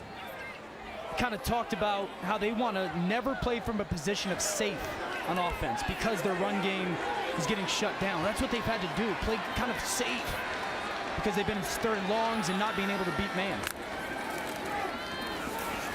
Zamir White down to the 11-yard line. Another massive third down with 2.5 minutes to go.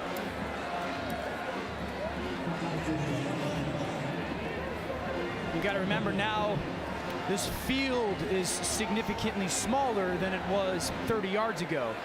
They did a good job that last third down of giving Fromm a man option and a zone option. Listen, I got to imagine that South Carolina, yep, corners coming over. You see number 1, J.C. Horn running over to the strip side. This is telling Fromm we're in man-to-man coverage, sense of motion, find a man beater crossing the field.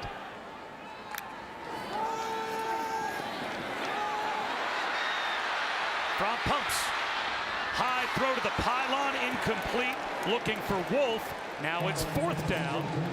And with 1:59 to go, you have to go for it.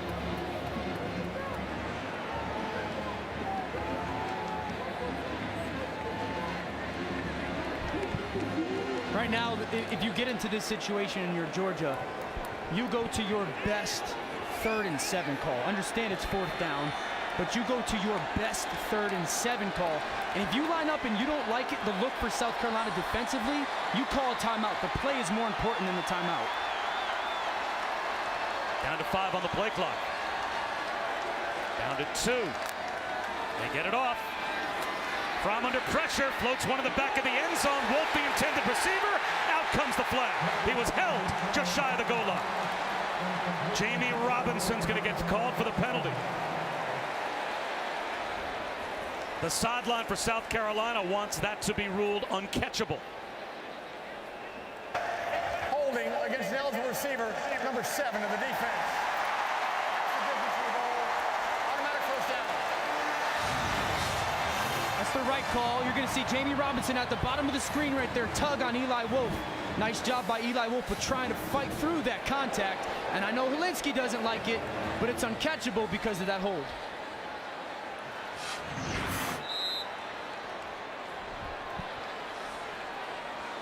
With the game on the line, 1st and goal for Georgia.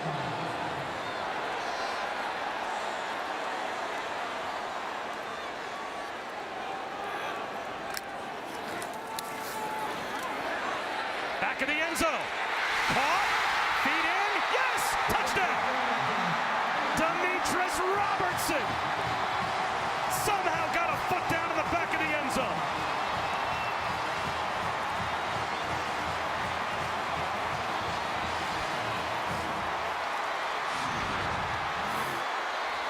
How about the throw by Fromm? Just looks like he got that left foot down, ball over the top. The concentration to make that catch and make sure that left foot got down. They got Robertson on a safety, a beautiful throw by Jake Fromm up over the top, right? Types of throws. Outstanding drive by Georgia, led by their big-time quarterback. You want to talk about a prove-it drive for a quarterback when everything has gone wrong since basically the end of the 1st quarter? A 13-play, 96-yard touchdown drive. And now it's on Rodrigo Blankenship, who's working on a record of consecutive made point afters to try and tie it up.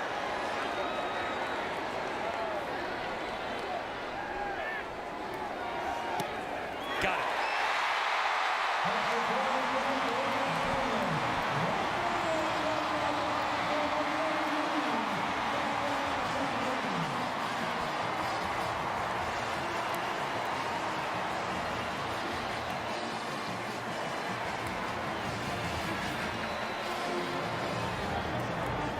Tied at 17. Matt Barry, back to you.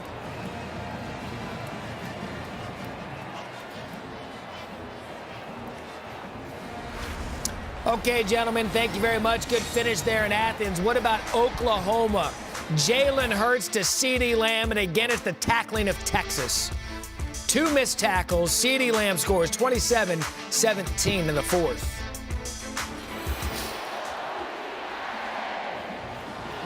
.148 to go in the fourth quarter here.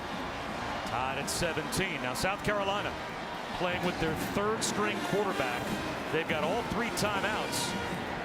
I can't imagine they're thinking, let's just play for overtime. You're going to roll the dice and see if you can try to get into field goal range and win this game? Absolutely. If you're South Carolina, you're aggressive offensively. You know, you came in here to try to pull off the upset, and you're giving yourself the chance. And then if you're Georgia defensively, I have 2 mindsets. 1, number 89, Brian Edwards, is not going to beat me. And number 2, I'm not going to let DeCarrion Joyner's legs beat me. I will spy him every play.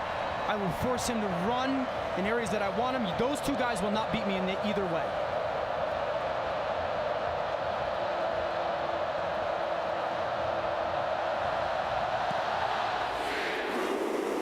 Shi Smith gonna let this one go through the back of the end zone.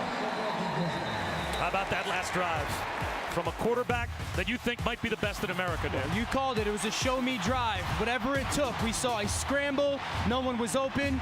We saw him make contested throws, push the ball to the sideline, a huge 3rd down zone ball, and then the touchdown. Up over the top.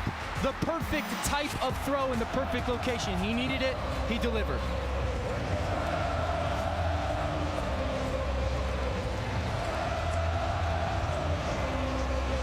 As well, Kirby Smart's got all 3 of his timeouts. So if South Carolina gets conservative, he might look to use them. They're not going to get conservative. They're going to throw the ball to the sideline and complete it to Nick Muse. There's some faith in DeCarrion Joyner.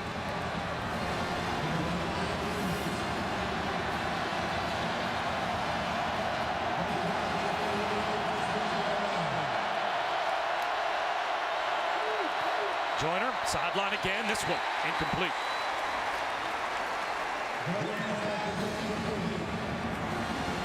You see South Carolina trying to get Brian Edwards, number 89, in different spots. They want to make sure they're moving him around, finding matchups. Joyner down the sideline, trying to drop one in. Chavis Dawkins with a flag out. Working on DJ Daniel.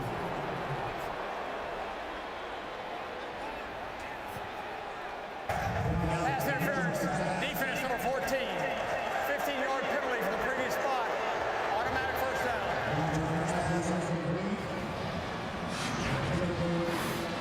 Let's watch Daniel here. Certainly some contact on Dawkins there. I just don't see pass interference on that.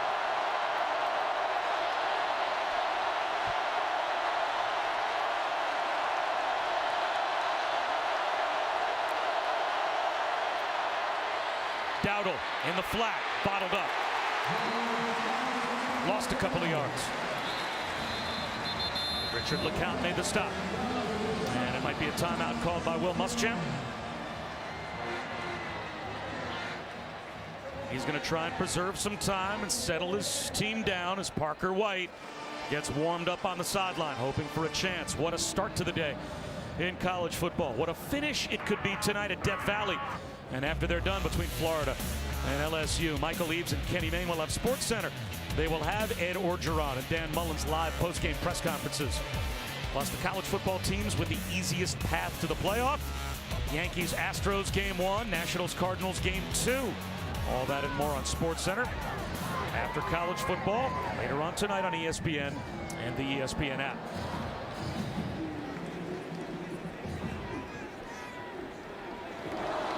I really think if you're Georgia defensively, you've got to be ultra aware of a designed quarterback run. You know, South Carolina really only needs another 10, 12, 15 yards as a potential field goal, so I don't necessarily want to play some man coverage. I'd like to bring some kind of blitz, but a zone blitz. Bring some pressure and play some zone, have all the eyes on the football.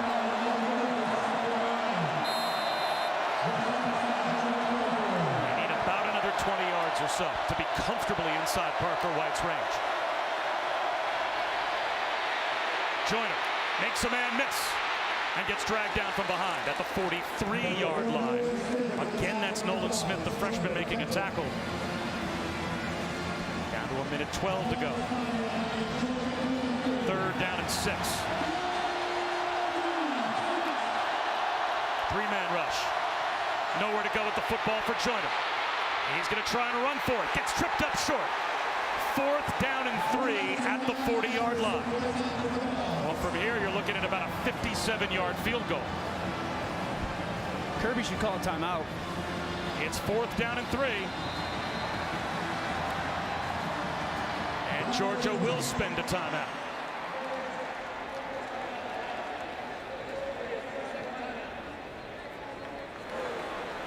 Guys, I talked to Will Muschamp before the game, and he said if it came down to a game winner, he would be most comfortable at the 35-yard line, was the extent of the range for his kicker, so a tough decision here on 4th down.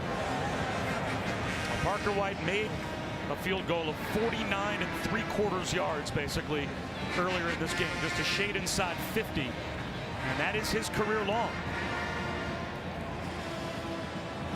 This would be from here in the neighborhood of 57, maybe 58 yards. I would imagine that Will Muschamp not only goes for this, but leaves his offense out there, and the formations have been good to them. Now, if you go for this and you don't get it, plenty of time for Georgia to get Blankenship in field goal range. And here comes Parker White. They're going to try it from 58.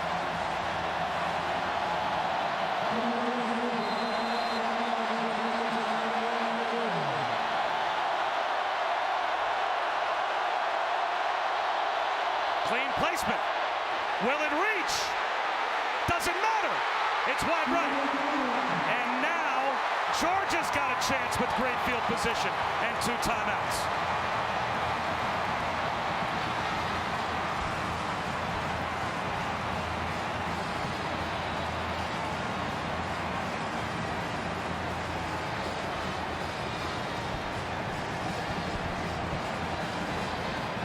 Will Muschamp went for the win.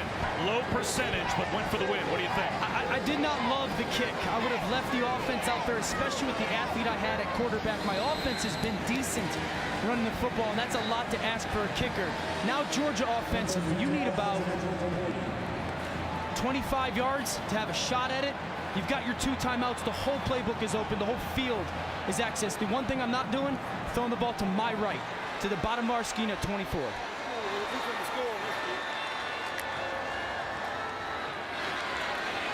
Fromm has all day. It's a check down to Swift, and it's thrown behind him. Rodrigo Blankenship, perfect on the season so far. He has made pressure kicks in the past.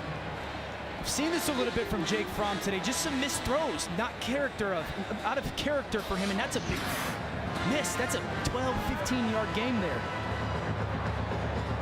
I still think there's the opportunity. South Carolina's walking DJ Wanham out over number 1 Pickens. Right here, not giving him a free release off the line of scrimmage. But you've got some opportunity to throw the ball down those seams. Draw play. And finding some room is Swift. Now you might want to call a timeout. And they will. 28 seconds to go.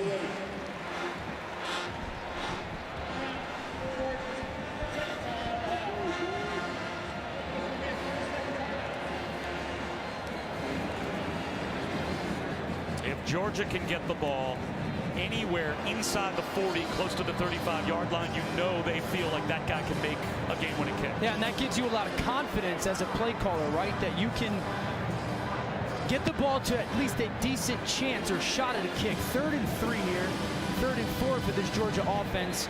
It's been the story of the game, right? South Carolina, as a play caller, you got to be thinking, South Carolina's going to play man-to-man on me.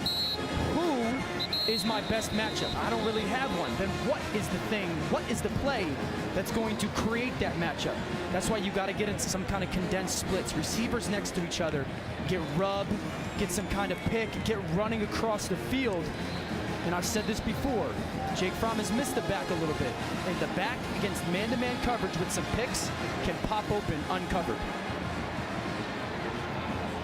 Blankenship's only missed this season was the kick that DJ Wanham blocked before halftime. If he has gotten the kick past the line of scrimmage this year, it's gone through. Can they set him up? 3rd down and 2. There is one-on-one right there, no help. Fromm instead looks right. Now he's going to get out of the pocket and run. Fromm to the sideline, preserves time, and picks up a 1st down. To the South Carolina 43. This drive, this 4th quarter for Fromm reminds me a little bit of Patrick Mahomes a couple weeks ago against the Detroit Lions. Not having the greatest game, but when the ball was in his hands at the end, it took whatever it needed to take to get the win. A couple runs by Mahomes have been big. A couple runs by Jake Fromm have been big.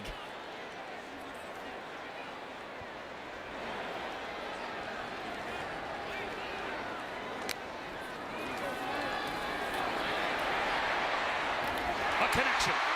Tyler Simmons right about at the target line and a timeout call. 13 seconds to go. Georgia now out of timeouts.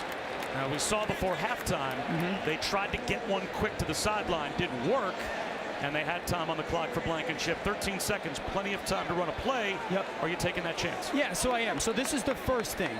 You're talking to your quarterback, Jake Fromm. By any means, this ball gets out of your hands. You do not take a sack. Second thing, as a play caller, there's no route that is underneath the 1st down marker for me here. I don't want this ball caught at 3 or 4 yards, and that's on your quarterback as well. I don't want to caught at 3 or 4 yards and the clock runs out. I want to get some 7, 8 yard designed routes past the 1st down, get a completion and a quick spike. You've got 2 downs to do that if you do it efficiently for Georgia. A field goal of about this distance before halftime, his last attempt, and the only miss that Blankenship has had this year is that block by Wanham.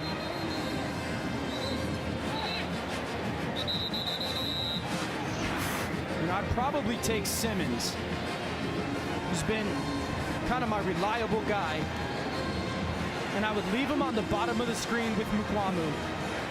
And then I've got to get something with Pickens, who I think matches up decently well with J.C. Horn at the top of our screen. And maybe a stop route, maybe a comeback, something that's going to make sure I get past that 1st down marker.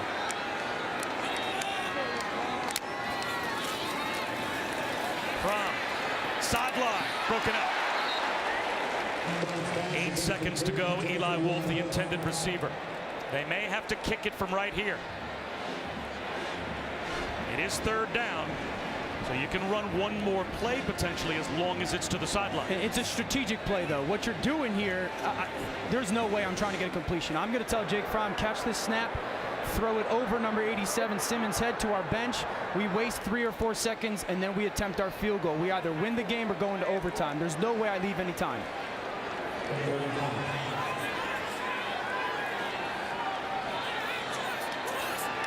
Play clock down to 3. Down to 2. They get the snap off. Fromm looking sideline, flag down, and that's tipped and out of bounds with 3 seconds on the clock. We'll have to check the penalty marker on the far side of the field, and this could be a huge call. We're going to get a legal formation. They changed their formation, never got set for a second. Illegal shift. Offense. Number 1, number 16 are moving at the same time and not reset for a full second. 5-yard penalty. Repeat the down. Watch these guys as they change the formation and they switch. One goes from off, one goes from on. Ball gets snapped. You got to be set for a second right there. And obviously to Kirby Smart, that knocks them out of field goal range. He's not going to put the field goal group out there, it looks like. It looks like they are now going to just throw one, I guess, into the end zone. And they're not going to get an opportunity with Blankenship to win the game before overtime. Either that, or maybe Fromm just plays for overtime. It would be a 60-yard field goal or so if they tried it. And now Will Muschamp's going to call a timeout.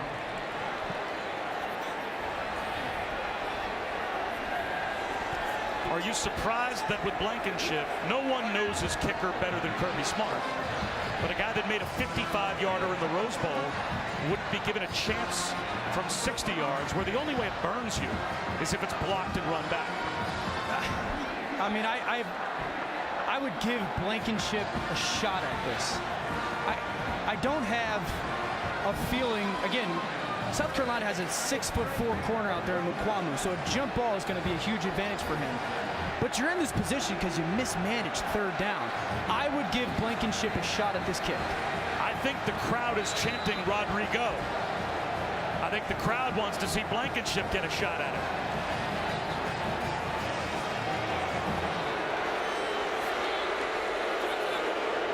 And they are booing the fact that Blankenship's not going to get a chance to kick it from downtown. But in Kirby's defense, he might only be a 58-yarder. You know, like Kirby knows the kicker better than anybody. He may not have a chance at 60. What's the harm, though? What's the higher percentage play? Throwing a Hail Mary in the end zone or letting him try a 50 or a close to 60-yarder? It's moot now. Fromm looking downfield, gets hit as he throws. The ball comes out, and it is ruled, I believe, a fumble. It's picked up by Javon Kinlaw, and he gets bumped out of bounds, and we will go to overtime.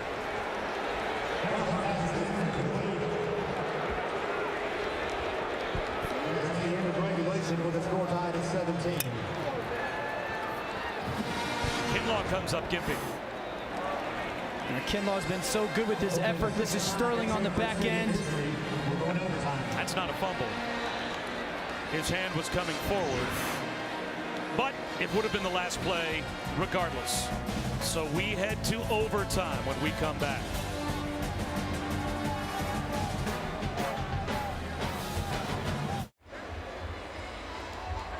South Carolina won the toss and has chosen to take the defensive route. So it will be Georgia football to begin overtime. Dan Orlovsky, a look back at how we got here. Well, it started with Ryan Helinski finding his big receiver, Brian Edwards, in a man-to-man situation. They went double move and a big touchdown. Fromm is pressured. He's trying to throw the ball away over to his sideline. Mukuamu's length turns it into a pick six. And then when they needed it the most, Jake Fromm and this offense delivered a beautiful touchdown pass to Robertson. South Carolina goes on a drive. They attempt a field goal. Comes up short and wide right. And then Georgia had a chance, totally mismanaged the end of the football game, and ends up trying a Hail Mary, I think. Well, you made a great point while we were away about what might have been going through Kirby Smart's mind, considering his coaching history. Yeah, I mean, we remember the kick six, Alabama-Auburn, when Alabama goes to attempt that game-winning field goal and it's returned back for the touchdown. Kirby Smart was the defensive coordinator at Alabama. And I wonder if that was in the back of his mind in fear of attempting that kick, coming up short, and it returned. Instead, his offense begins overtime. DeAndre Swift keeps the pile moving. About a 4-yard gain.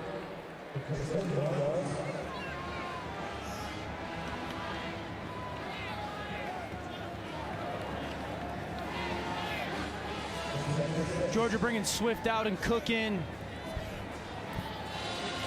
It's almost like if you're Georgia and you're a play caller, it's like, okay, what have we done well today? What do I feel like I can get to? I love the fact that they're in this bunch set up here, because if South Carolina is going to play some man coverage, that gives you a chance to have runners and picks and people running away from coverage.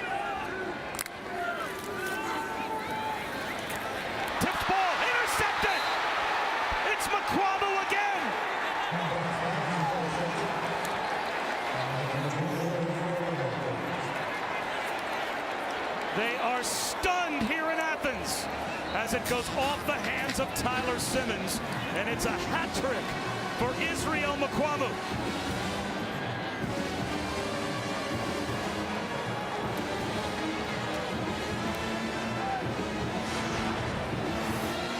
You'll see the throw from Fromm. It's right where it needs to be. Pops off Simmons' hands. And Tipsley depicts, and we've talked about Mukuamu's length. That 6'4" frame comes into play again. The arm length to go secure that ball for the pick, and now South Carolina has a huge opportunity. And they set up Parker White to try and win the game. Dowdle. Inside the 25, just inside the 22-yard line. If I'm South Carolina, as we see Ryan Helinski, who's such an important part of this football team, if I'm South Carolina, the ball's not going in the air. It is going to be 3 runs. I'm never going to put the ball at risk, and we're going to attempt a field goal. Dowdle. Inside the 20, down to about the 17-yard line, a couple of yards shy of a first down.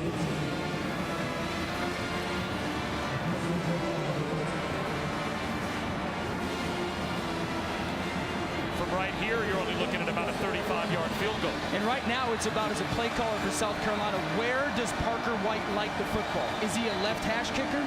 Is he a middle of the field kicker or right hash kicker?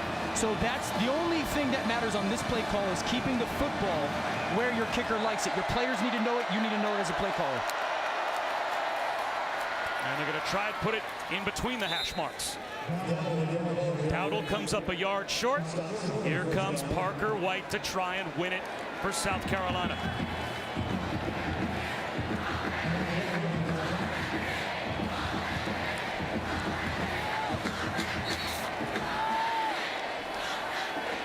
Will a timeout be called by Georgia to try and ice him? Kirby Smart heading down next to the officials.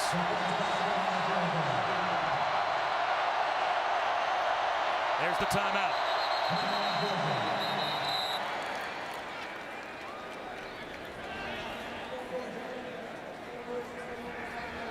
South Carolina, Will Muschamp, they knew they had to take the ball away today to have a chance. Well, they have done that, and it's mostly been this guy.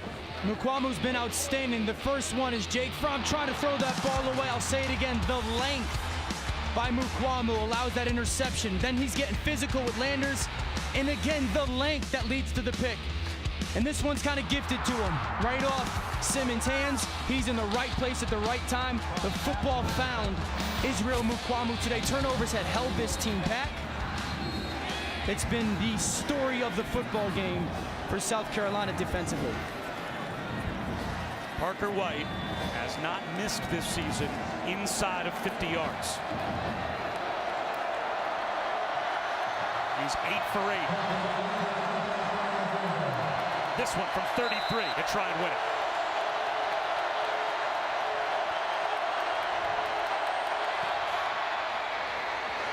Right over the upright and no good!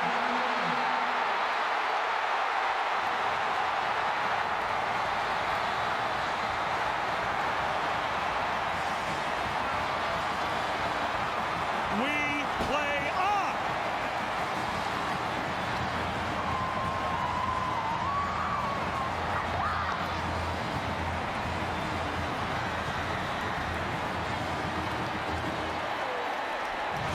What could possibly happen next? We'll find out when we come back. Parker White's first miss from under 50 yards this season. A crushing blow for Ryan Helinski and the Gamecocks.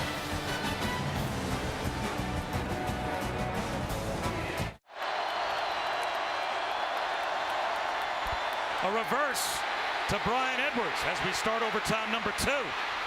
So immediately South Carolina has to put a missed 33-yard field goal behind them, put their offense right back on the field, and continue with overtime. And they come out with a little bit of a gadget play against this Georgia defense. Right, a reverse to Brian Edwards gets them in a really good second down situation. And the challenge for Georgia right now is, how risky do you want to get? How much are you willing to expose your back end on number 89, Brian Edwards, but commit to stopping that run? Joyner out of the pocket. Stays on his feet.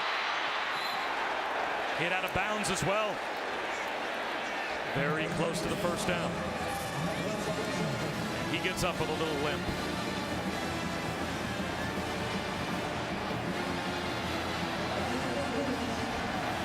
Down and 1. And we've had some of these in the second half. And I've talked to you, Bob, about I don't like their play call. This ball should not go in the air. You're a football team that is committed to running the football. I'm going to get double pullers. I'm going to pin with my tight ends. And I'm going to give Dakereon Jordan the option to give it or keep it. Timeout called by Will Muschamp.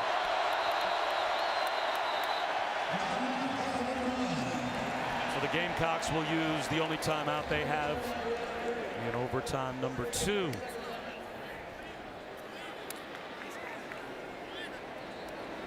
And there's a very good chance Parker White's going to find himself right back out there.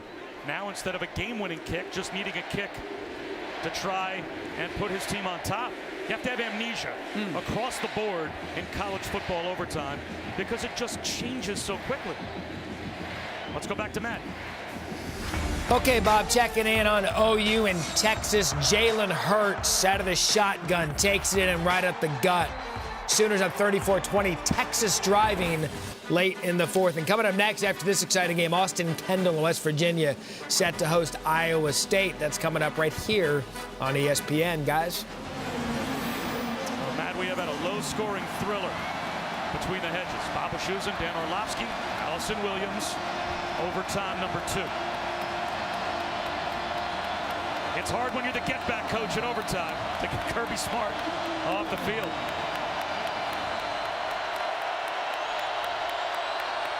The ball's going to get right there. Look at all that weight that South Carolina's got up on the line of scrimmage. Extra offensive lineman. Joyner changing the play. Dowdle hit behind the line. Second effort. Did he get there? It looks like he's short.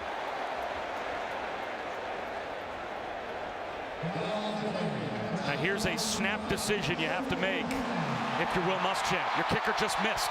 It's 4th down and a foot. Would you go for it? I wouldn't. I would kick the field goal here. He's going for it. He's out of timeout, so they have to make a decision quickly or risk a delay of game. Already down to 13 on the play clock. They're still looking over to the sideline. They can't get a play call in. 7 to go. They have to get lined up. Take the delay and kick the field goal. Oh, they're going to get bailed out. Kirby Smart called a timeout on defense. Very interesting. And now they will have a chance to go over and talk things over. And I don't think South Carolina was ever going to run a play. I think they were just going to get up there, try to draw Georgia off sides, and be willing to take the 5-yard penalty and kick the field goal.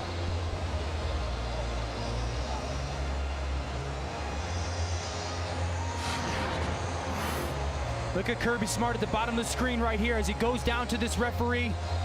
Just as South Carolina gets set, that timeout came from Coach Smart. And listen, if you don't feel good about it defensively, you use the timeout and you make sure your team is right in that situation. I just don't think South Carolina was ever going to call one. Well, is it a hard count again? Because they're leaving their offense on the field. Parker White's still over on the sideline. Yeah, I mean, I'm not doing a hard count here, no. If I'm putting my offense out on the field, it's because I want to go get a first down. I'm not going to get tricky here and hurt myself.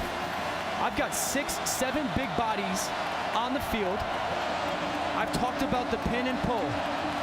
You just tried to run at Georgia and it didn't work. Utilize Dakereon Joyner's athleticism. He'll give it to Dowdle. He's got the first down, spins inside the 10, down to about the 8-yard line, 1st and goal. And they went to the pin and pull, the right side of the offensive line.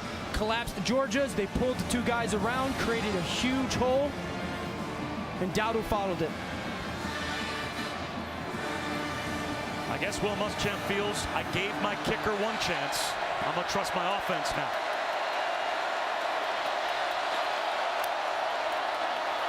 Davian Feaster, Clemson transfer to the 6-yard line.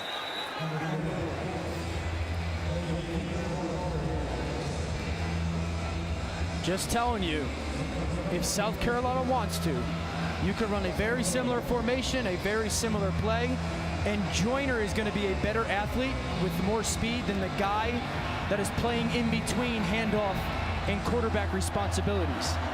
It's there if South Carolina sees it and wants it.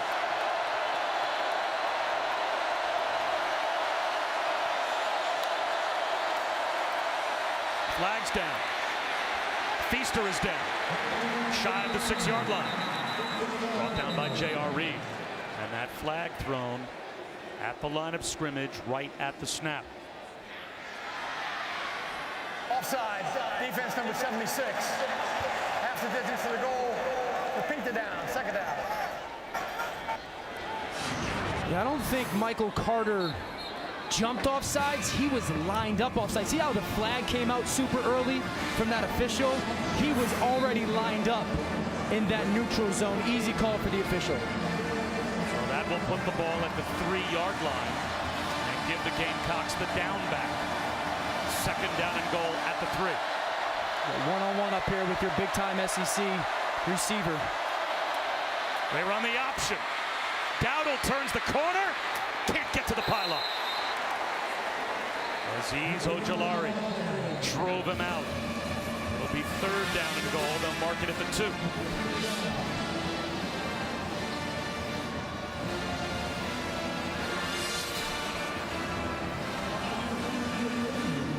I think if you're Georgia defensively, I've said this a lot, I'm not giving Brian Edwards a chance to catch this football one-on-one. I'm going to give him some help.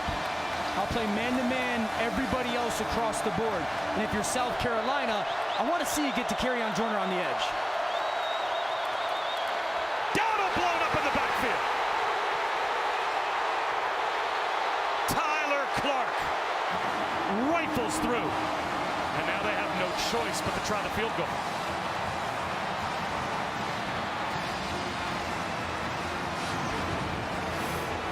Watch Clark right here. Watch how he gets skinny on the snap of the ball. Dip the shoulder, get skinny, beat the guard off the snap. What a huge play. What a huge series of plays for Tyler Clark. And now another short-range try for Parker White. And this one's down the middle. So now Georgia can win the game with a touchdown. They get their opportunity in overtime number 2.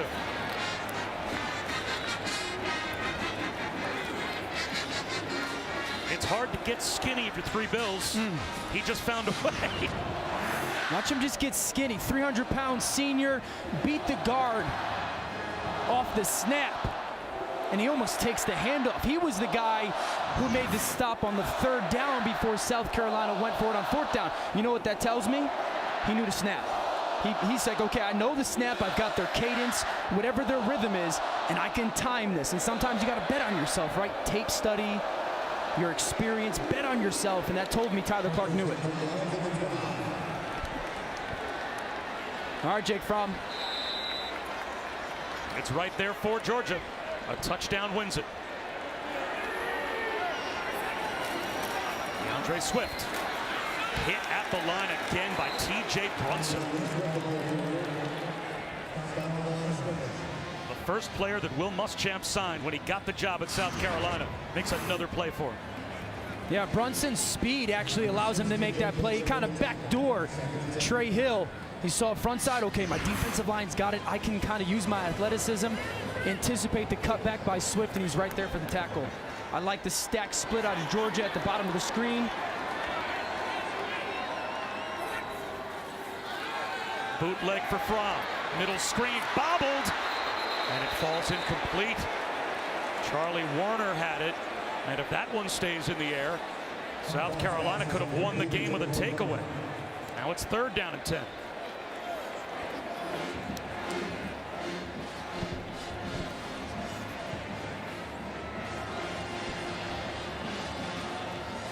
Georgia offensively. South Carolina's kind of playing in between here. Are we going to give you zone or are we going to give you man? You've got to give Jake Fromm one side of the field. This is your zone beater. One side of the field, this is your man beater. They've got man-to-man across the board. You have to find your matchup. Blitz coming. Fromm's going to take a shot towards the end zone. Incomplete. Demetrius Robertson got turned around. Crowd looking for a call. Jamie Robinson was there in coverage. So here comes Blankenship. It's good coverage by Robinson. There's no PI there. You'd like a little bit firmer ball by Jake Fromm, but if Robertson just adjusted a little bit better, that's a touchdown on the front pylon. So now Rodrigo Blankenship from 42 to try and extend the game.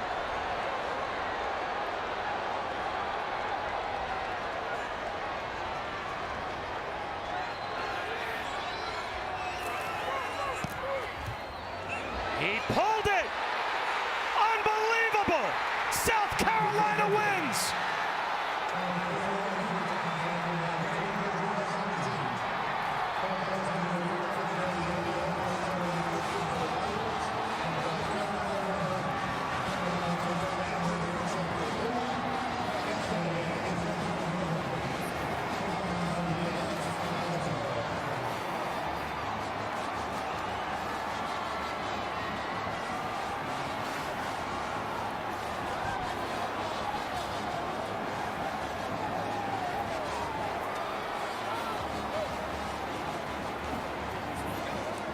An historic win for South Carolina.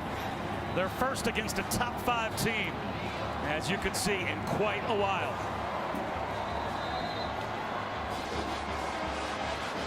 And Allison is down there with a head coach who is enjoying Allison this win. Some big and well-deserved hugs for Coach Muschamp. Coach, first of all, what is going through your mind when Blankenship sails that kick? I heard for him. Yeah. You know, you don't want it to end in that fashion. Georgia's got a great team, well coached, a bunch of good players, and just, you know, I'm happy for our guys. It was a heck of a game, and I hate anyone had to lose the game.